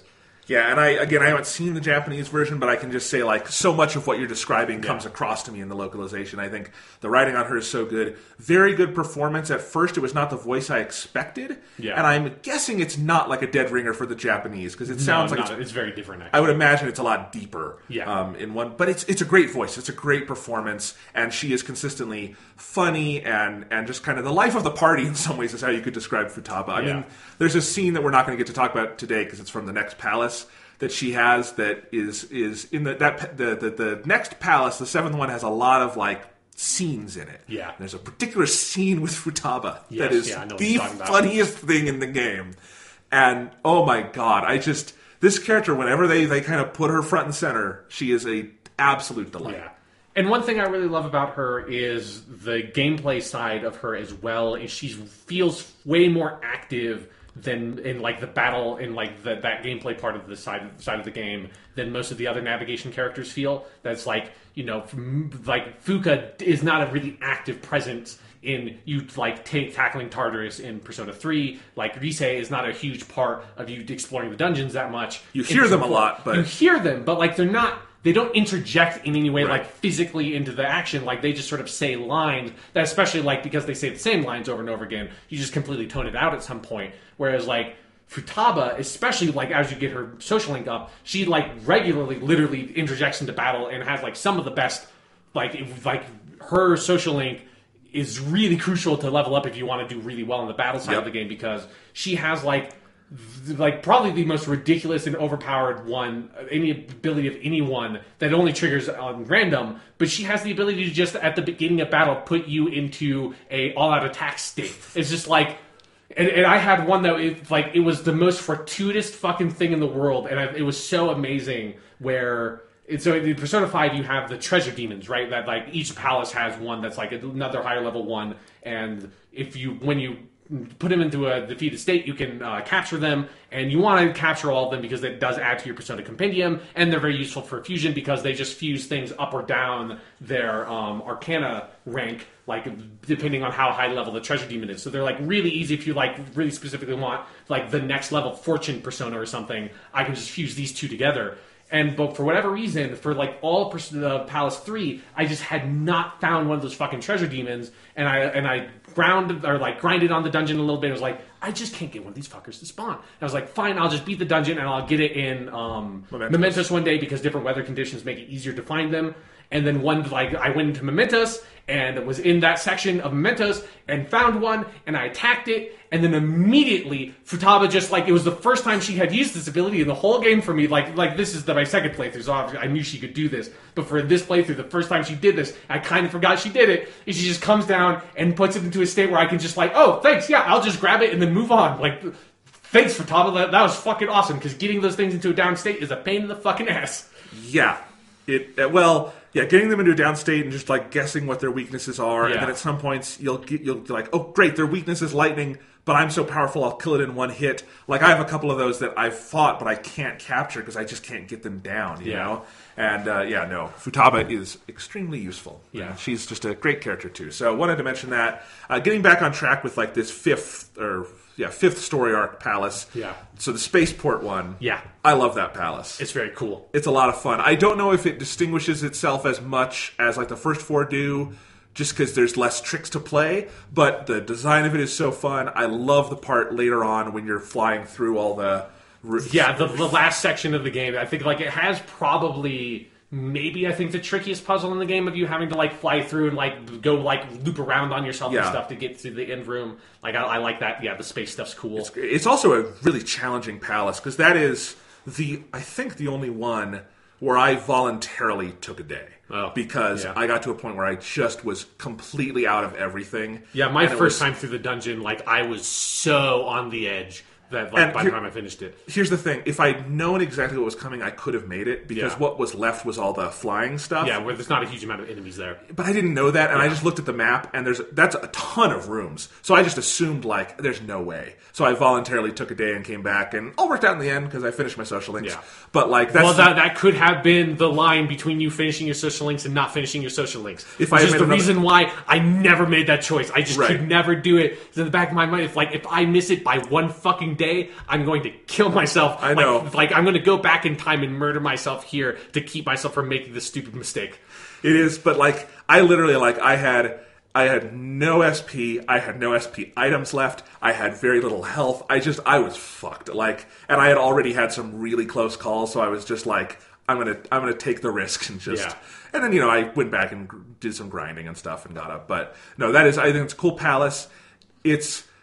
This is how good the palace music is. That's my least favorite Palace song, and that song is awesome. Yeah, and this one. And one thing I do kind of like about it is it sounds like Persona 4 dungeon music. It does. Most of the Persona 4 dungeon music is more in that style, which I just love the Persona 5 dungeon music top to bottom, and I think Okamura's Palace is easily the weakest one of them, but even then is it's kind of on par with aside from the couple of special Persona 4 dungeon songs like Heaven, I think it's as good as the best ones from Persona 4. It gets you pumped. Yeah. That's all it really needs to do. And Persona 5 generally goes above and beyond that. Yeah. But all a good dungeon song needs to do is get you pumped, and get you moving through that space. But it's cool. It's another just aesthetic marvel. I think the whole idea of the worker robots. Yeah. And it's just a great it's another great, there's a lot of expressionistic stuff in this game, and that's one of them. Yeah, there's that part where pretty deep into the palace where you see that all the robots that have been collapsing over the course of you going through here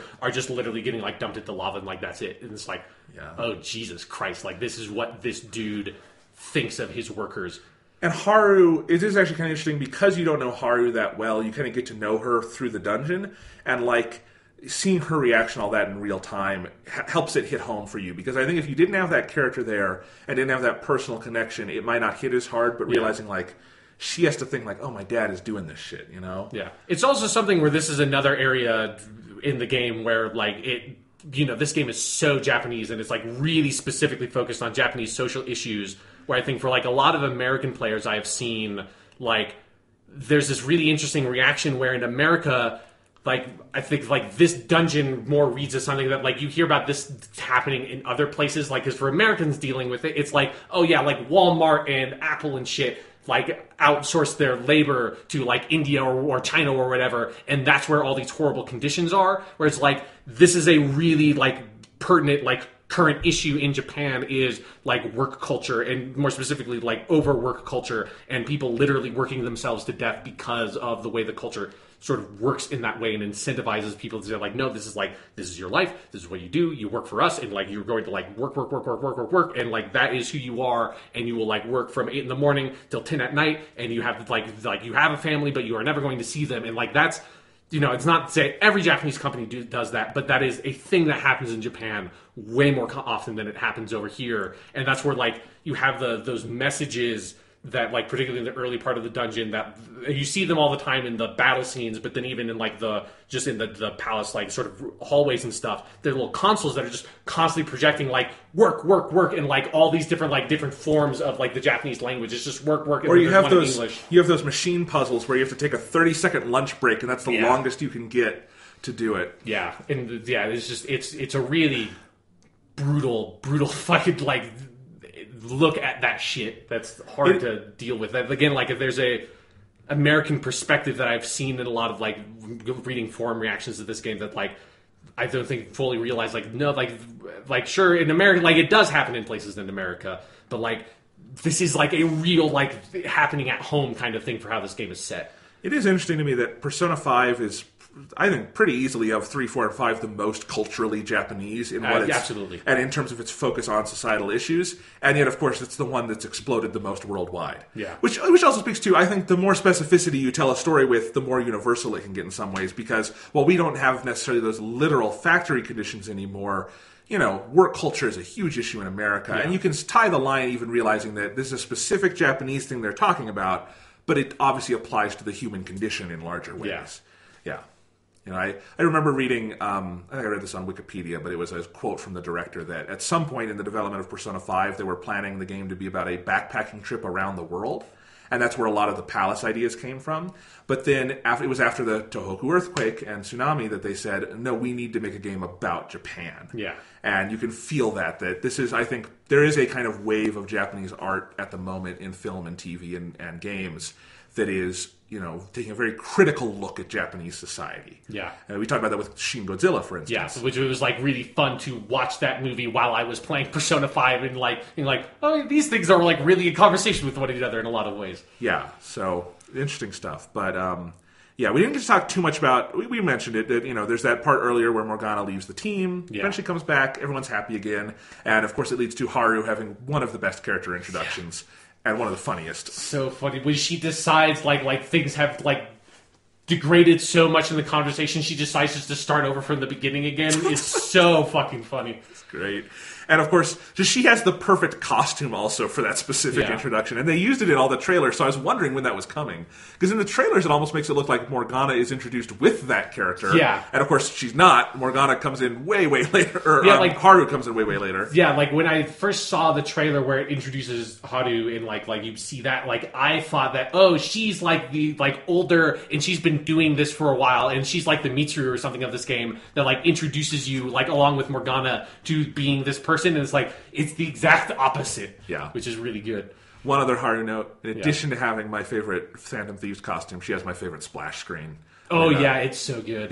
They're all great, you know, but hers just like where she like makes the table puts the tea on, and sits down and crosses her legs, and it's the adieu. Yeah. It's fantastic. It's really, really good. I love her persona design. Like, both of her persona designs are her really evolution good. Is so cool. Yeah.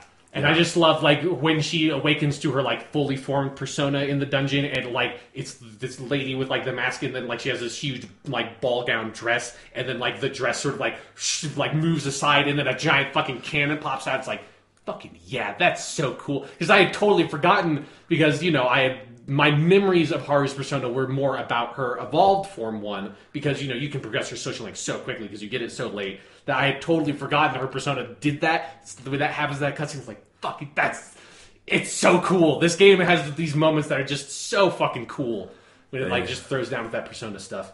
This game is stylish as fuck. Yeah. All right, the next story arc. You flash forward, and you get the surprise that, hey, your next target was Sai Nijima. Yeah. And I just start theorizing and being like, shit's about to get real here. Yes. And of course, we've already touched on a lot of this, because this is where Akechi comes in and gives you this proposal of what you're going to do. And of course, we already talked about how it plays with all your emotions. And I want to talk kind of straight away about the palace, because you get into Sai's palace and it's the casino. Yeah. I thought some of the design in the casino was tedious, but the song that plays in the casino, The Whims of Fate, because it's the first vocal dungeon song. Yeah. It's the first dungeon that has basically one version of the song throughout. And then there's the casino, its aesthetics and everything. Oh my, it was like overload when I first got in there. And that song is so great. And I love what they do with it is they avoid the Persona 4 heaven issue of like, in Persona 4 you have the Nanako dungeon that has the heaven song playing, which is an amazing song.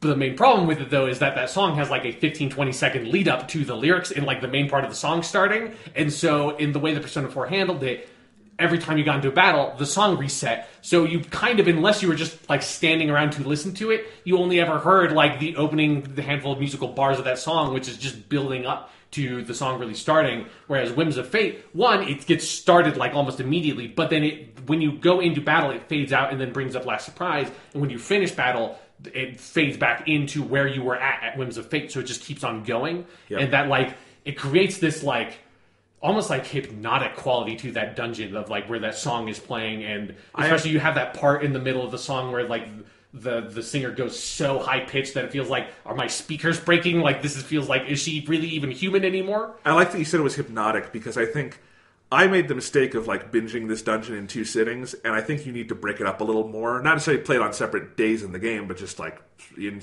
like person playings, because I think I like just heard the music too much and was in it too much, because it does have that hypnotic quality where you get kind of beat down by it, but you need to like let it be fresh and just, this is awesome, you know? But it's also, I think, like part of the hypnotic quality feels like it's a bit of, have you ever like been to Las Vegas and into a casino before? Yes, and it's awful. It feels kind of like that, where you're like, I don't know, like, is it day outside? Is it nighttime outside? Like, I don't even know what's happening, because it's like you have this, like, it's a great song, but it's also like this song that like it's so catchy and it just like gets into your head and you can't ever really quite make out the words of it, and it's just like going and going and going, and then you're like going through the casino, and like I like the way the casino is set up, that it's like it's so different than the other palaces where you have like all these different kind of challenge rooms you go to that, right. And I like the setup and framework of that Sai or Shadow Sai knows you're there from the very beginning, and like kind of doesn't really give a shit. It's just like, yeah, cause like you get as far as you can, and it's just like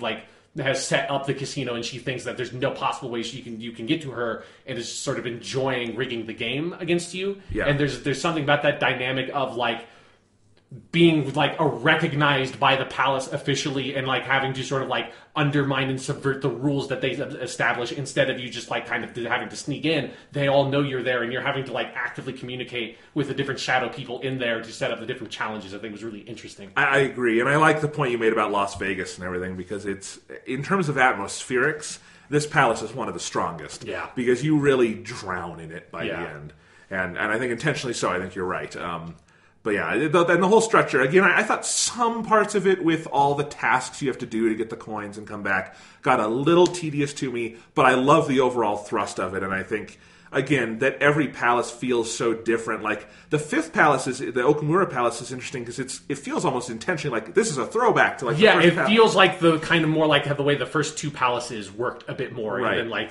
And you're like, oh yeah, like, because there's a lot of safe rooms, and it's like you're like really just keep on like moving from room to room to room to room with not that much backtracking, and then then you get into Sai's palace. It's like, oh right, like this is how the rest of the game has been, is like totally different. Yep. Like there's only like 3 safe rooms in this and shit. Yep, and not to spoil anything, but the 7th palace is also very different. Yes, it is. So it mixes things up a lot, and it constantly keeps you on your toes, which is fascinating. Yeah, and then the whole story around this that. Makoto comes back to the center here because you're going to steal Sai's heart.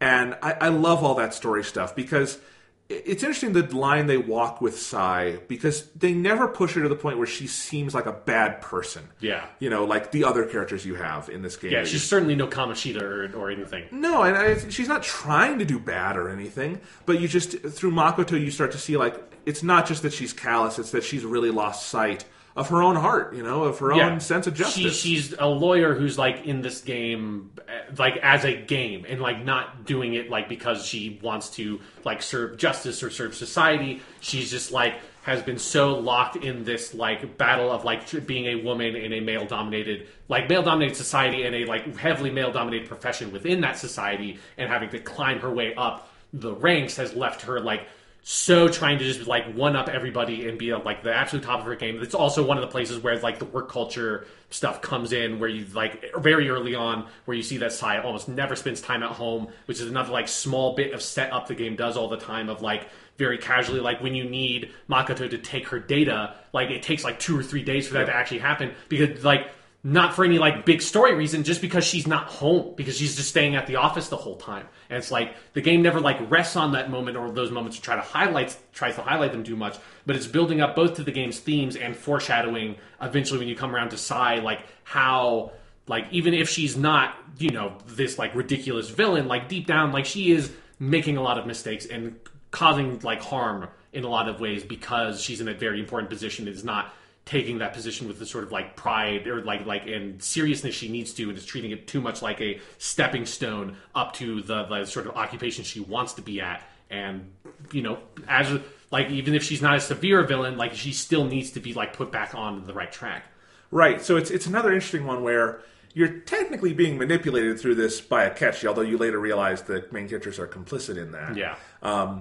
But it's also like a good thing to do. It's like it's kind of in a similar way, like Okumura, you're being manipulated, but it's also probably, if there weren't for Akechi's machinations, Okumura would be a good target. Yeah. Because he's doing a lot of bad stuff. Kind of a similar thing here. But yeah, it's a really interesting story structure. And again, this is very similar to that Fifth Palace, where throughout this and all the surrounding material, there's such a sense of stress and dread to it. Yeah. Because we're coming up on the flash forwards. Things are going to go terrible. We know, like you can't send the calling card until a certain date because the game knows shit is going to get real. Yeah. And just basically tells you shit is going to get real. Like to the point where like once you catch up, the game even says you should save here because shit's about to get real. Yeah. I don't think it says that literally, but it basically says yeah. that. Yeah. It's cool. It's a lot of fun. And then we arrive back at the twists and turns of we catch up to the flash forwards. Yeah. And it's just, I'll say, throughout this part is also where you start hitting those points where the story will just like cut out. Like there'll be that flash of color and then a scene will be missing. And the first time that happened, I was like, did something go wrong with the game? Like what's going on here? And then I was realizing, okay, they're holding stuff back from us. I wonder what it's going to be. Yeah. Because none of those moments, like it doesn't happen at moments where you think they're going to be so crucial.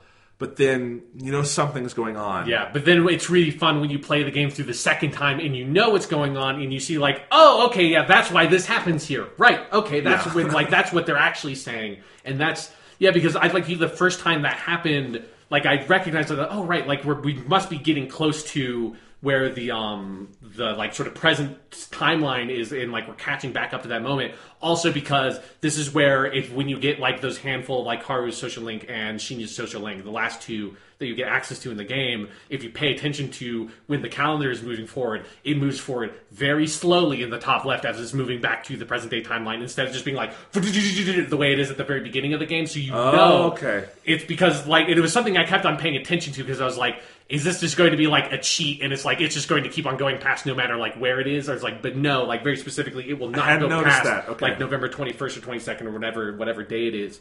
And so that's like it's like the game is telling you like you are getting back up to where you are, and so that's where, and this is what it is. That's where I thought like, oh, like the drug stuff from the very beginning of the game, like maybe that's where this is coming into play. But like I had no idea what it was going to build up to at all. Well, because the question is always like, how much are we viewing the main gameplay as a flashback, And it turns out in some parts it very much is, because it's literally a recollection that is incomplete. Yeah.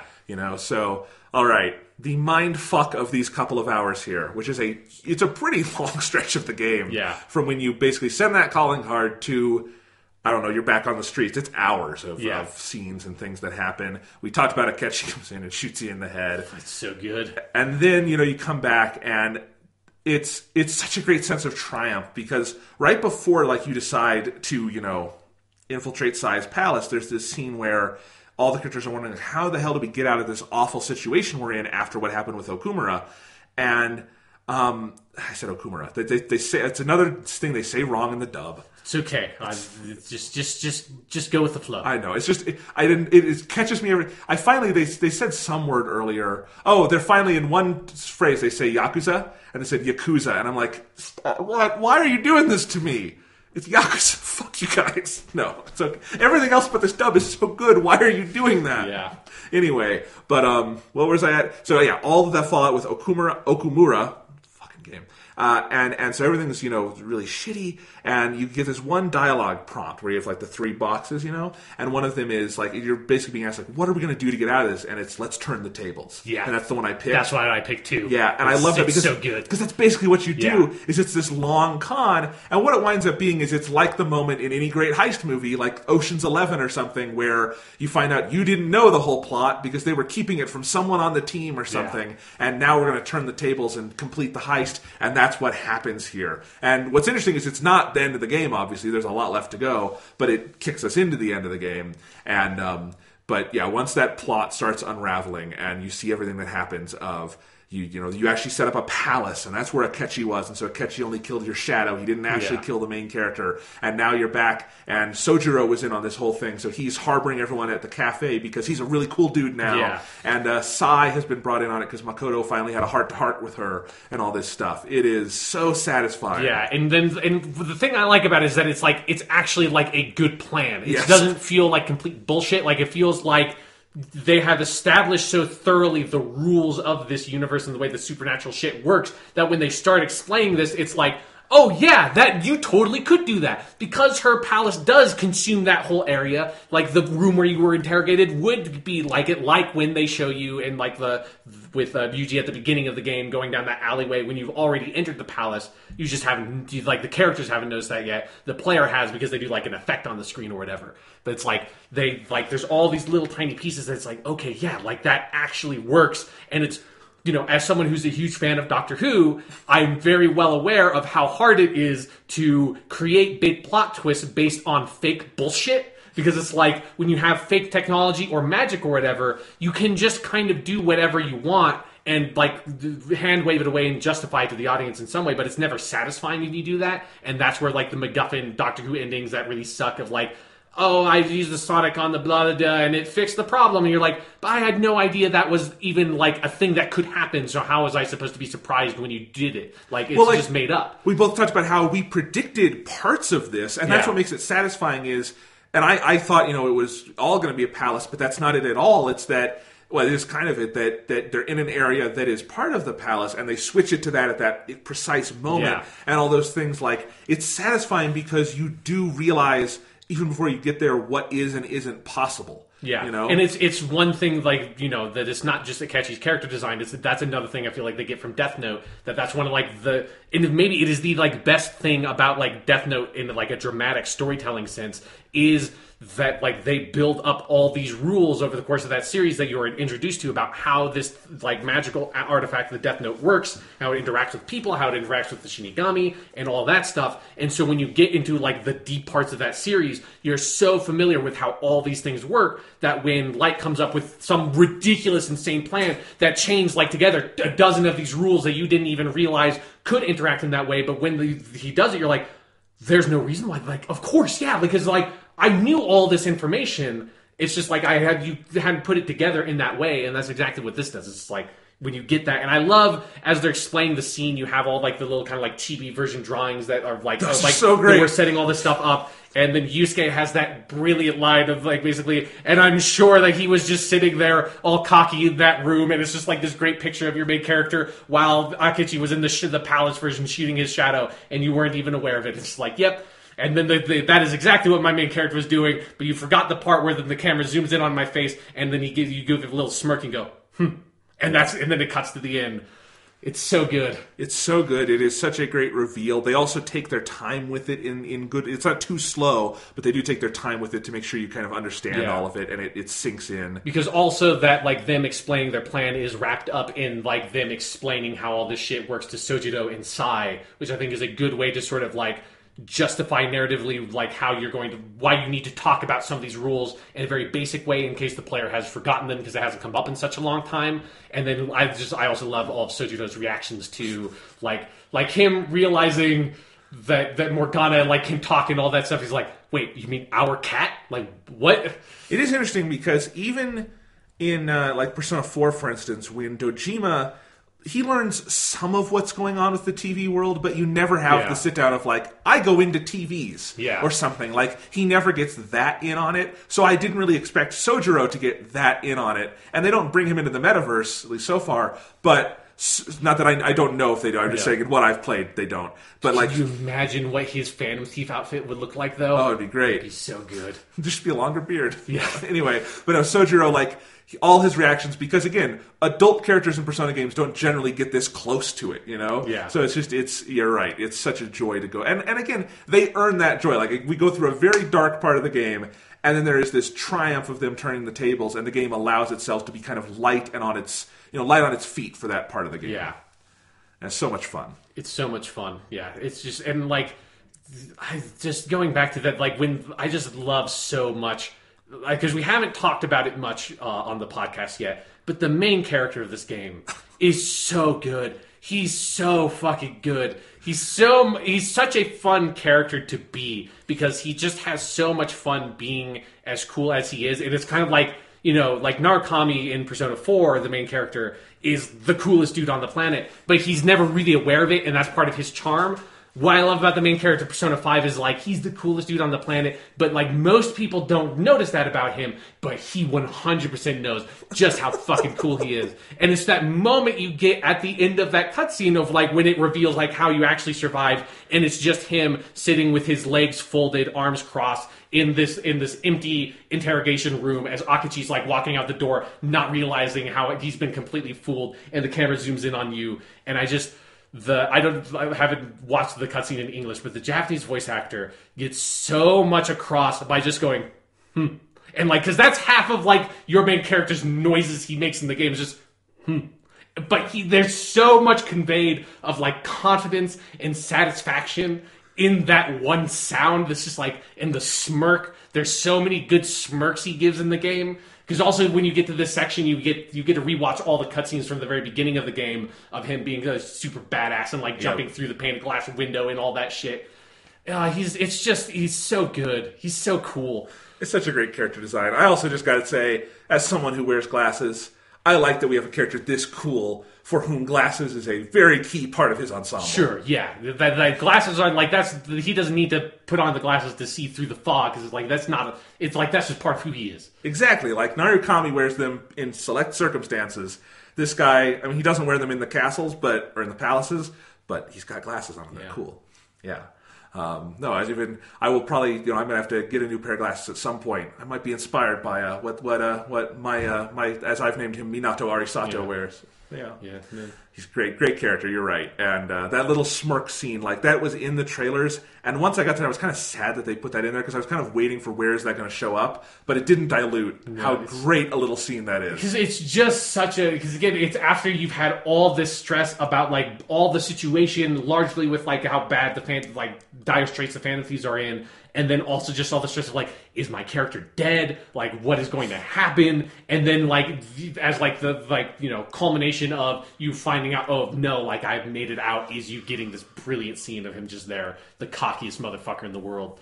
And he's earned it. He's totally earned it. Like, yeah. He just literally cheated death. And then I love that, like, after that you get all the stuff where, like, you have to put on the hoodie, which looks really cool, even if this is, like, obviously it makes him look more suspicious, but he looks really cool. No, it makes sense. But then also, I love in his room after that point, he just has a fucking Phantom Thieves poster up, because it's just like, yeah.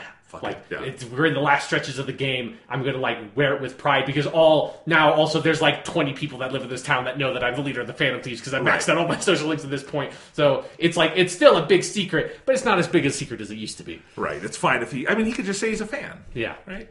But no, it's great. And I don't want to go too far beyond this point, but one thing I will say is I love, in the days after that, you start getting texts from all your confidants of like, holy shit, are you alive? Yeah. And he's like, I'm fine, I'm good. Yeah. And it's just like, I love that all your confidants, they've realized you're the leader of the Phantom Thieves, and it's like, everything okay? But also that they have this kind of faith that they didn't kill that guy. He's too cool. There's no way. I saw it in the cards. Yeah. So we'll just say about, this story going forward, it only gets cooler from here. You don't even know, Jonathan. I know, but man, I'm so excited. All right, so I think that's all we're going to talk about with the story of Persona 5 and everything. We have so much left to talk about with this game, but one last thing we do want to address is it became kind of a kerfuffle. We've addressed it on here. You've said that you have some issues with the translation of Persona 5. Yeah, here and there. Not damning, not saying it's awful or anything. Yeah. But, basically, it started with, as I understand it, one person on Twitter started complaining about the translation of Persona 5. This got picked up by some gaming outlets, and we got some very outlandish headlines about how the Persona 5 translation is subpar and a disaster and all this stuff. And I find that insulting on a couple of levels. My basic reaction to it was, look, this is probably the longest and most complex game that has ever been translated in this way, to this degree. And you can absolutely nitpick things. Me not having played Japanese, I can nitpick things in this. Yeah. But that it is as good as it is, as often as it is, for most of the time, 98% or something, whatever arbitrary percentage you want to assign, plus the great voice acting, all these other things. I'm not, if individual people have problems with it, that's fine. When gaming outlets start writing those outlandish headlines for clickbait, you really need to go fuck yourselves. Yeah, it's just something where it feels like because there's like a lot of stuff revolved around this. And I think one of the biggest issues is, for whatever reason, the beginning of the game has the highest concentration of just errors really in the localization, because there are a lot of different pieces of the arguments that are out there. Like, you kind of have to look at as different sort of issues. And one of them is there are just straight up translation errors or grammatical mistakes that make their way in. The place where that is most obvious is in a lot of the flash forward scenes to Sai talking to you. Those are not, they're really hard sentences to translate from Japanese to English, because they pack a huge amount of information into a very tight space that is basically one or two dialogue boxes, but it's a fucking short story of information. It's kind of like if you know Japanese, you know the difference between Japanese Twitter and English Twitter is absurd, because of the different amount of information you can pack into 140 characters with Japanese versus English, just because of how the written languages are different. So I think Hideo Kojima was able to adequately explain the plot of Metal Gear Solid 2 in one tweet. I think that is how he originally wrote it, because he's such a visionary. He looked forward to the future and saw Twitter and was this is where everything is going. I need to write my story in this way. But yeah, so there's some issues with that one. I kind of forgive them a little bit, because I think there's some issues with translating that is really hard, and there might have been technical issues with the limitations on how many dialogue boxes they had access to that would legitimately make that really hard to translate. But it is especially early on in the game, you get a high frequency of those scenes, and they are kind of gobbledygook in some ways if you're trying to read them very literally. I think, I played it in Japanese, so most of that I just was paying attention to the Japanese voice stuff. But I got a couple of them at the very beginning when I was still playing in English, and I thought the voice actors did enough giving inflection to the lines that they made sense if you listened to them. If you read them devoid of anything else, they are. And especially, it's one of those things when you take them out of context and put them into an article on a website, they sound way more like gobbledygook when you see them in context in the game. So, but there are some of those issues here and there. There's one, the one line that fucking everyone points to, because I've read a bunch of threads and comment things with of people talking about all these different articles. And the one line that everyone points to, I think, is it is a wrong translation. It's also one line in the game, and who really gives a shit, is at the very beginning of the game, when Sai, a random sort of police dude walks up and says in Japanese, he says, there has just been a call from your section chief, blah, blah, blah, blah, blah, blah, blah. And then in the English translation, he says, there's going to be a call from your section chief. And it's this weird tense error. And it's it's an error. Yeah, that's not what he says. It should have been fixed. But it's one fucking line. That's the point. It's how many tens of thousands of lines do you think there are in this game? an absurd amount. Like, really, when you think about not just all, like, the main game and not just all, like, the social link stuff, but when you think about every TV thing you can listen to, every conversation you can have with random people on the street that changes periodically through the game, every conversation with Morgana, that Morgana says 2 or 3 lines of dialogue to you every single night of this game, and they are different every single time, all the different conversations you can have in safe rooms in the game, like, all the different conversations in Mementos, like, there is an absurd amount of text in this game when you break it down. Yeah. It's like, there are about a dozen different vectors of text, of like ways that story and text get delivered to you that exist in Persona 5 that did not exist in Persona 3 or 4. Yeah, I mean, literally tens of thousands of lines. Yeah. You know? So you can nitpick one if you want, and that's fine, and it's totally fair to nitpick. Yeah. But it's not, I don't think, fair to extrapolate that to this translation is lousy.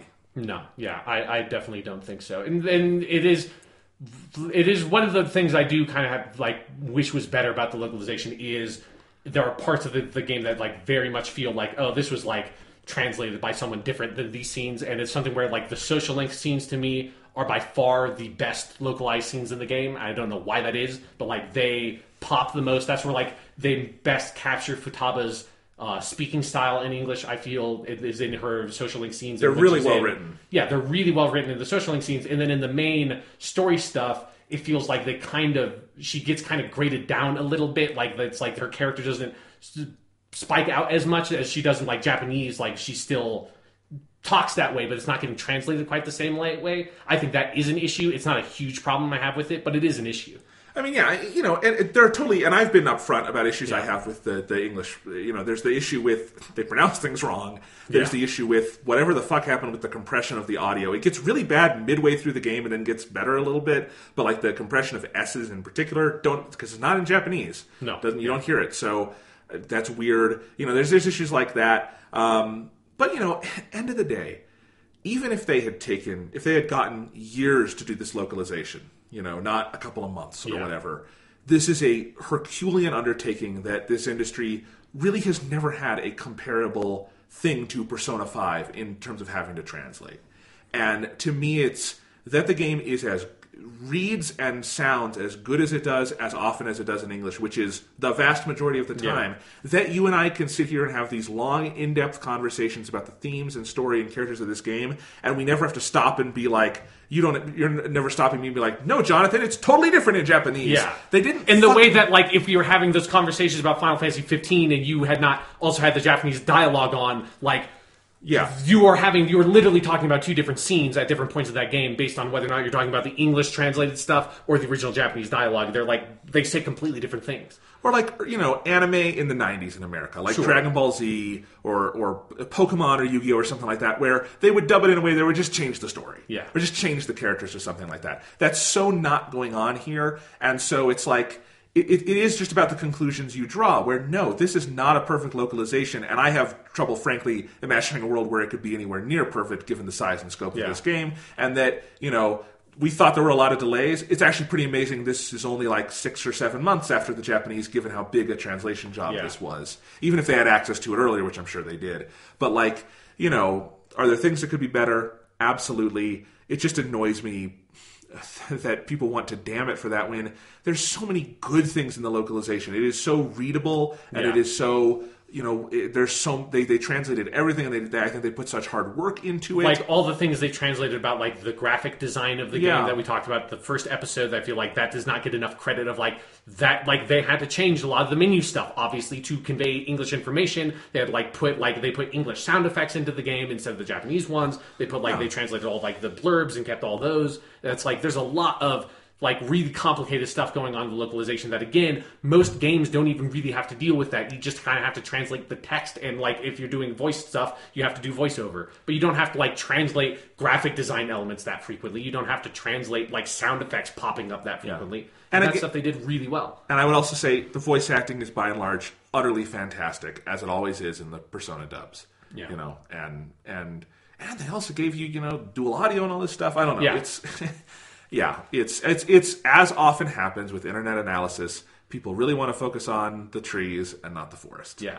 But there's one other facet of the localization stuff that I want to like sort of talk about a bit more, which this is stuff I wanted to talk about last week that we didn't really have time to, and it was like before the like Polygon article hit, and then after the Polygon article hit, like a lot of other articles hit. And there was also stuff that like NeoGAF had a big thread and all this stuff. But like 2 weeks ago, or a little over 2 weeks ago, there was a Kotaku article that I think is like really bad about this issue, and it's called "This Might Be Persona 5's Biggest Localization Fail," which is the most like big fucking title you could make about this issue. And it's basically an article that is talking about a different facet of localization, which is not just the like, oh, we're translating the text and like, oh, like this could have been translated in a smoother way, or this is slightly mistranslated, or something like that. Like those are all issues, but there's also like a larger methodology question you have to ask when you're ever localizing something of how, like, what do we change and how much do we change? Because you have to change some things, obviously, because like just translating it is changing it. And there's like a lot of questions of, well, how do we deal with the fact that all these characters are speaking English in the English version of the game, but there's maybe jokes or references that like only make sense if they're specifically speaking Japanese. Like you have to make choices about that. So that's a big facet of localization. But this, I know what you're going to say. Yeah, this article is basically it's analyzing, and it's based off of a tweet that a game designer named Nathaniel Chapman made. No relation. This is one of the few other people in the world named Chapman. You don't run into that last name that often, I feel. But he basically made a tweet about a question that was asked in the game in a relatively early part that's in the Kaneshiro dungeon. So it's from Dungeon 3, which is about a shogi board, and the shogi board. Shogi is basically like Japanese chess. It's not 100% the same, but it's based on the same game, like from hundreds of years ago. And each shogi piece is like a sort of wooden pentagon that has a kanji character on it. And in shogi, if you move your a piece over into the enemy territory, they can be promoted, kind of like in like checkers. If you get your checker all the way to the other board, and it can be kinged.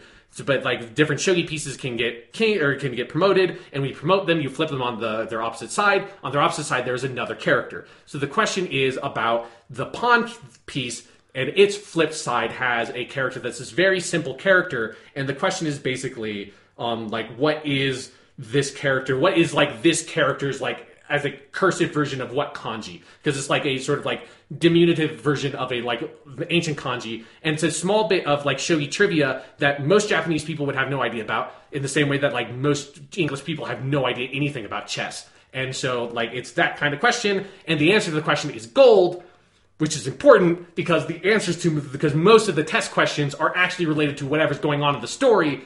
What was going on in the story is you were fighting a dude who was just obsessed with money. So basically, that is what the question was, and the whole kerfuffle was about, well, how is in an English version of this game, how is anyone ever supposed to know what anything about like this question is actually asking, because you're not going to know anything about shogi, you're not going to know anything about kanji, and they basically, I'm going to read the kind of the last two paragraphs, because there's like this whole argument being made. And so here's just the last two paragraphs of this article.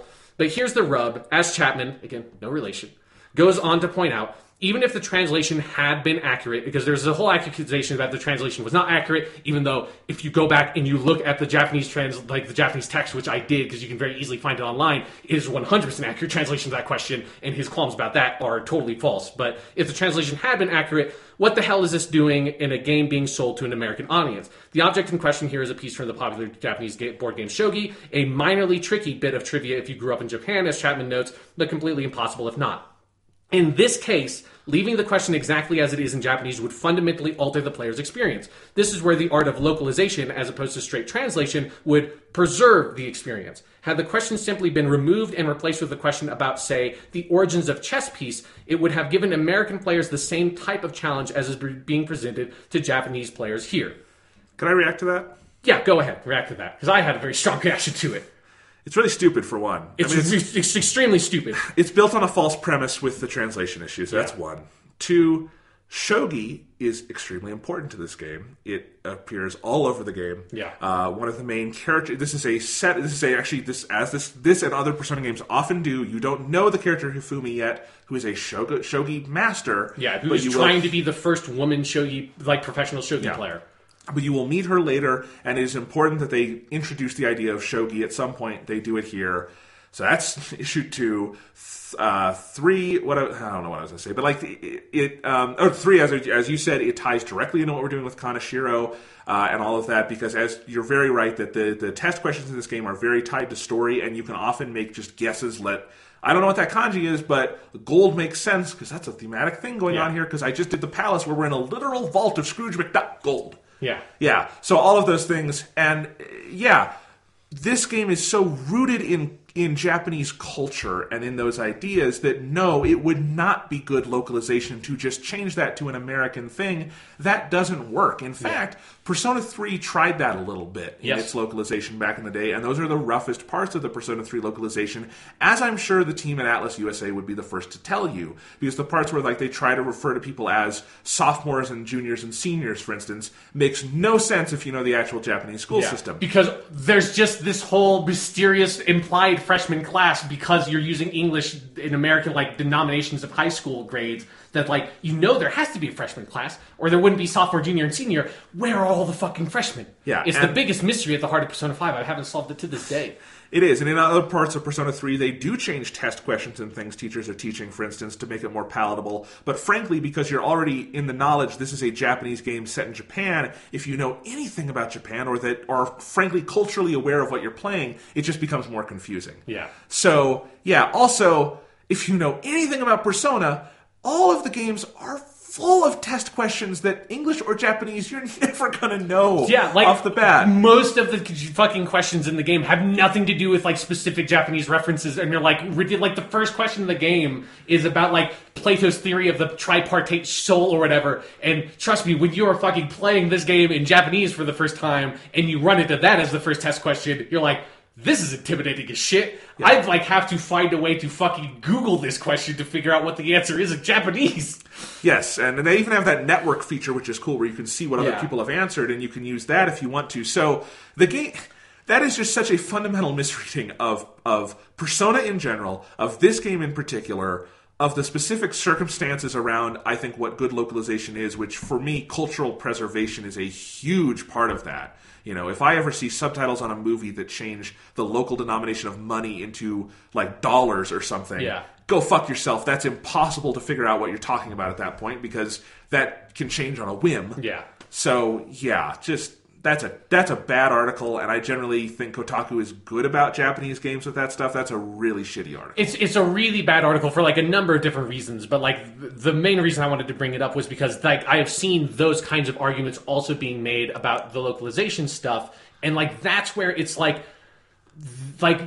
it's such a strange objective that there's some stuff of like if you're like translating a fucking kids show like Digimon Adventure in the 90s, which I watched, like sure, okay, change some of the characters' names that are like really specifically Japanese to like make them easier to pronounce for English kids, like whatever. Like I don't have a huge issue with that. Like when you like take the audience into account, but like Persona is an M-rated franchise. It's always been an M-rated franchise. Like it's aimed at a mature audience, and like the Persona franchise has an even rockier history with localization that you're aware of, Jonathan, because you haven't played the earlier pre-Persona 3 games. But I know like the history of it. But like the original Revelations Persona, the original English localization of the first Persona game in the 90s on the PlayStation 1, like had this big localization effort where they went and did like basically what this article and other people are sort of saying the objective of localization like flat up is, which is to try to preserve the experience of this game as like for a hypothetical American player, as if they were like experiencing it the exact same way a hypothetical Japanese player would be experiencing the Japanese version. So to take this,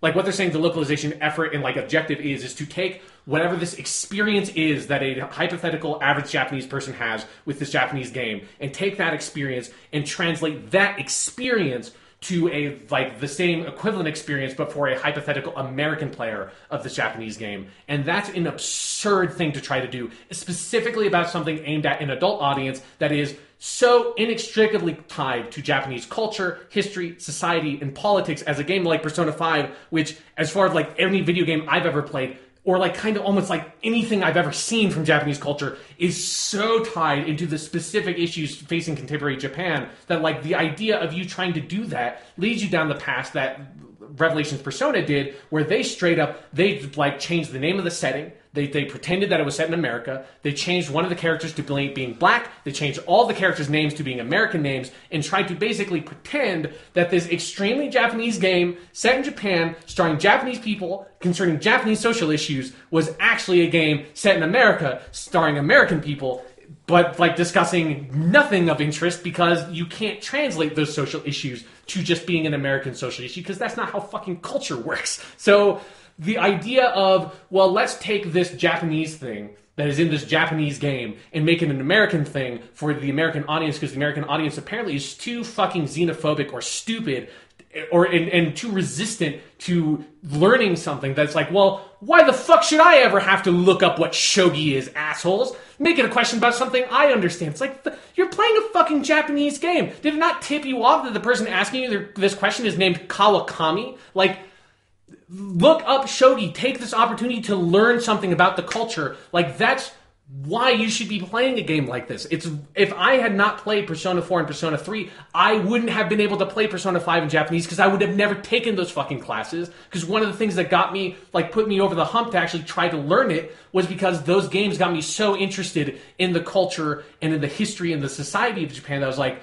okay, this is something I want to do, is like get closer to that and sort of like figure out what that is because it's so fascinating because it's so different from where I come from in all these different places. And those games giving me that window and that opportunity, like, it has changed my life in like a significant way. And because Atlas USA in Persona 3, 4, and now 5 has been so generally dedicated to keeping those cultural things intact so that an American player can actually get a window into that culture. Like, just something as small as that these games use the honorifics. Yes, or like, like Persona 4, you hear people say senpai, and you're like, well, what does senpai mean? I guess I'll go look up what senpai means. I mean, in like the original releases of Persona 3 and Persona 4 in America, the instruction booklets have a glossary in the back that has like the definitions of all these different Japanese terms and honorifics and stuff that they don't translate in the game because there is no good way to translate the term senpai. Instead, it's like, well, let's just use the fucking word senpai and have them learn what senpai means, and here, like, that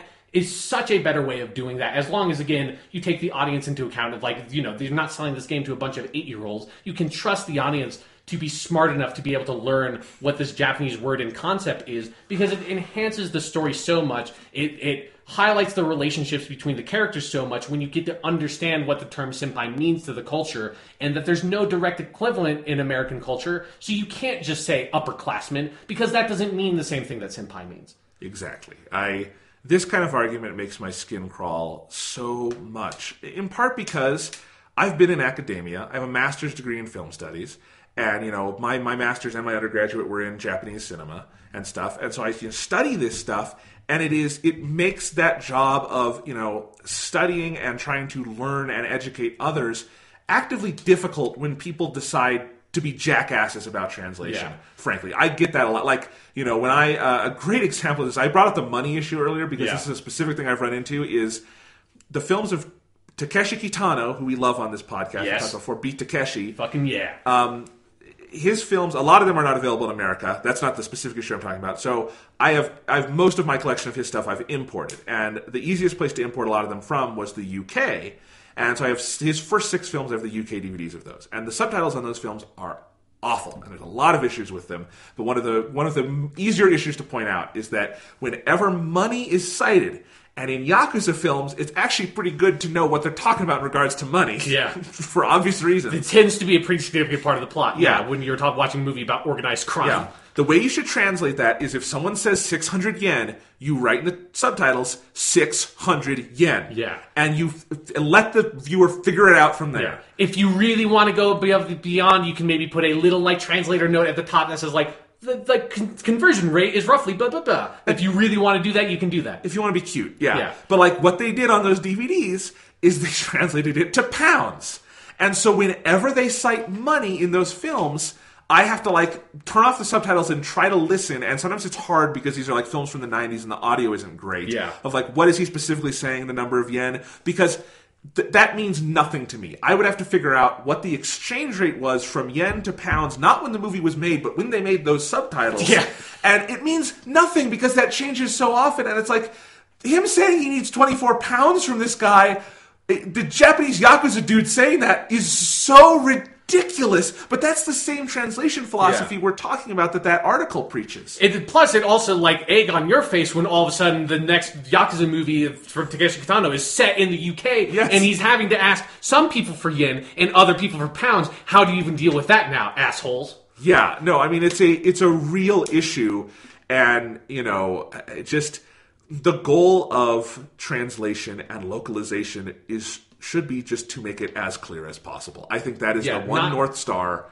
Not to scrub out all the cultural influence. Again, like, the only places, like, if you take into account audience stuff, like, I think, like, for kids programming, there's some stuff you can talk about there, but, like, especially when you're talking about, like, adult entertainment, why have to, like, can you really not trust your audience to be able to figure out what a, like, fucking yen is? Like, is it such a big deal that you have to go out of your way to try to translate that? Like, it's a really interesting, really fascinating process trying to translate Japanese to English or vice versa, because they are so utterly different languages, and, like, it's something where I have the greatest and utmost respect for anyone who does that professionally, because it is a incredibly hard job. Like, you have to make so many tough calls all the time. I think, like, 9 times out of 10, or, like, more like 99 times out of 100, if you're, like stuck on a fork and your, like, pathway is, do I try to Americanize this, or do I, like, try to find some way to convey, just convey the Japanese culture of it, instead of having to, like, sort of alter it to something that's American. You should stick with the Japanese culture of it, because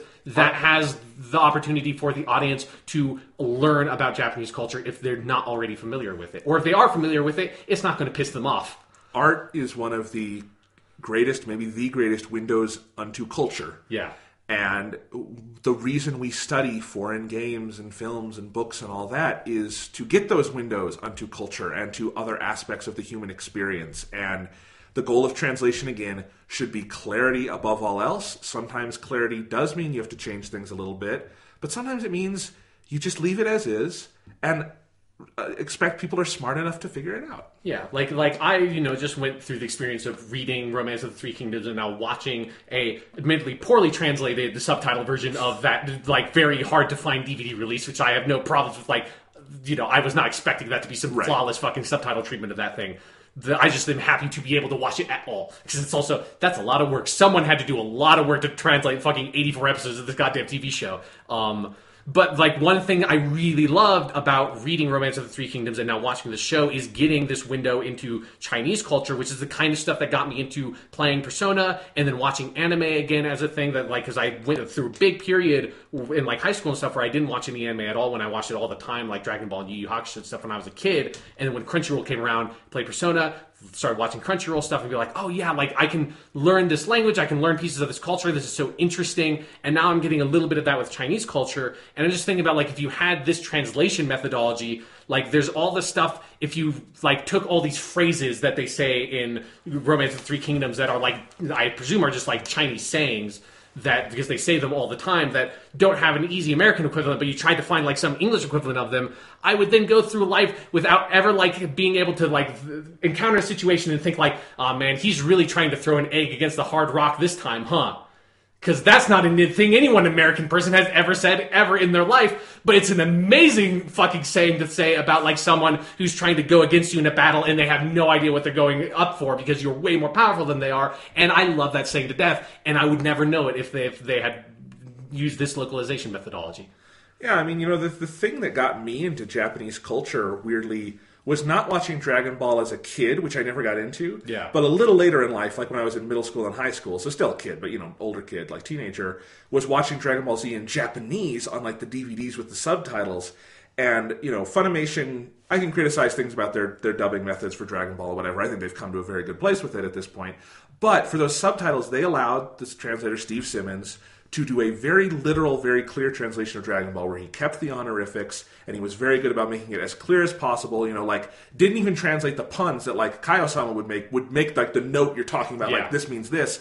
And I mean, I realized that as outlandish as Dragon Ball looks, it's very, very rooted in a lot of Japanese things. Yeah. And so I learned so much about, honorific systems and about how different ways of speech are used to build characters in Japanese. And which is huge in Dragon Ball, for, like, Goku in particular. Yeah, absolutely. And it was so fascinating for me. And I just think, I've always said, what a gift that Funimation did that literal translation for their subtitles when they had a big anime. They very easily could have just had, the subtitles, be subtitled English, like subtitles of the English dub or like something. King Kai and stuff, which they actually did in the very first DVDs, and they very quickly changed that. But what a gift, because I think me and a lot of other people learned a lot from that. Yeah. And that is, as culturally Japanese as Dragon Ball is, there are a mini anime much more culturally Japanese than that. But what a great stepping stone, Mm-hmm. So that's where a lot of my thoughts on translation were frankly formed, was watching Dragon Ball with subtitles. Yeah.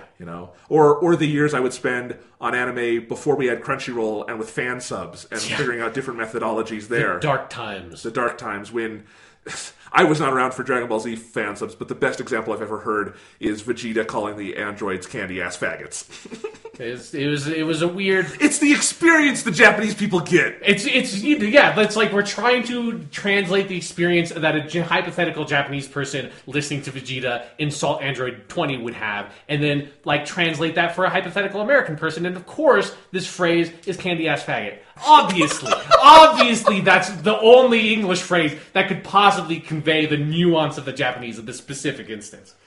All right, I think we've beaten this horse enough. Next week, more Persona. We will both be done with that game. I mean, I've been done with that game, but you're done with it again. More Doctor Who. If you're not into Persona or Doctor Who, I'm sorry. You can come back when we're done with all this. Yeah, we will have more fascinating discussion about how shitty Avatar sequels probably will be. We'll see. Lots of good stuff to come. I've realized we are going to have our 200th episode sometime this summer, so I'm starting to make plans for that. Oh, God. It's going to be fun. So have a good week. Yeah, now we just have to finish Persona 5, and I am so excited to meet fucking Shido Masayoshi once again. That beautiful motherfucker.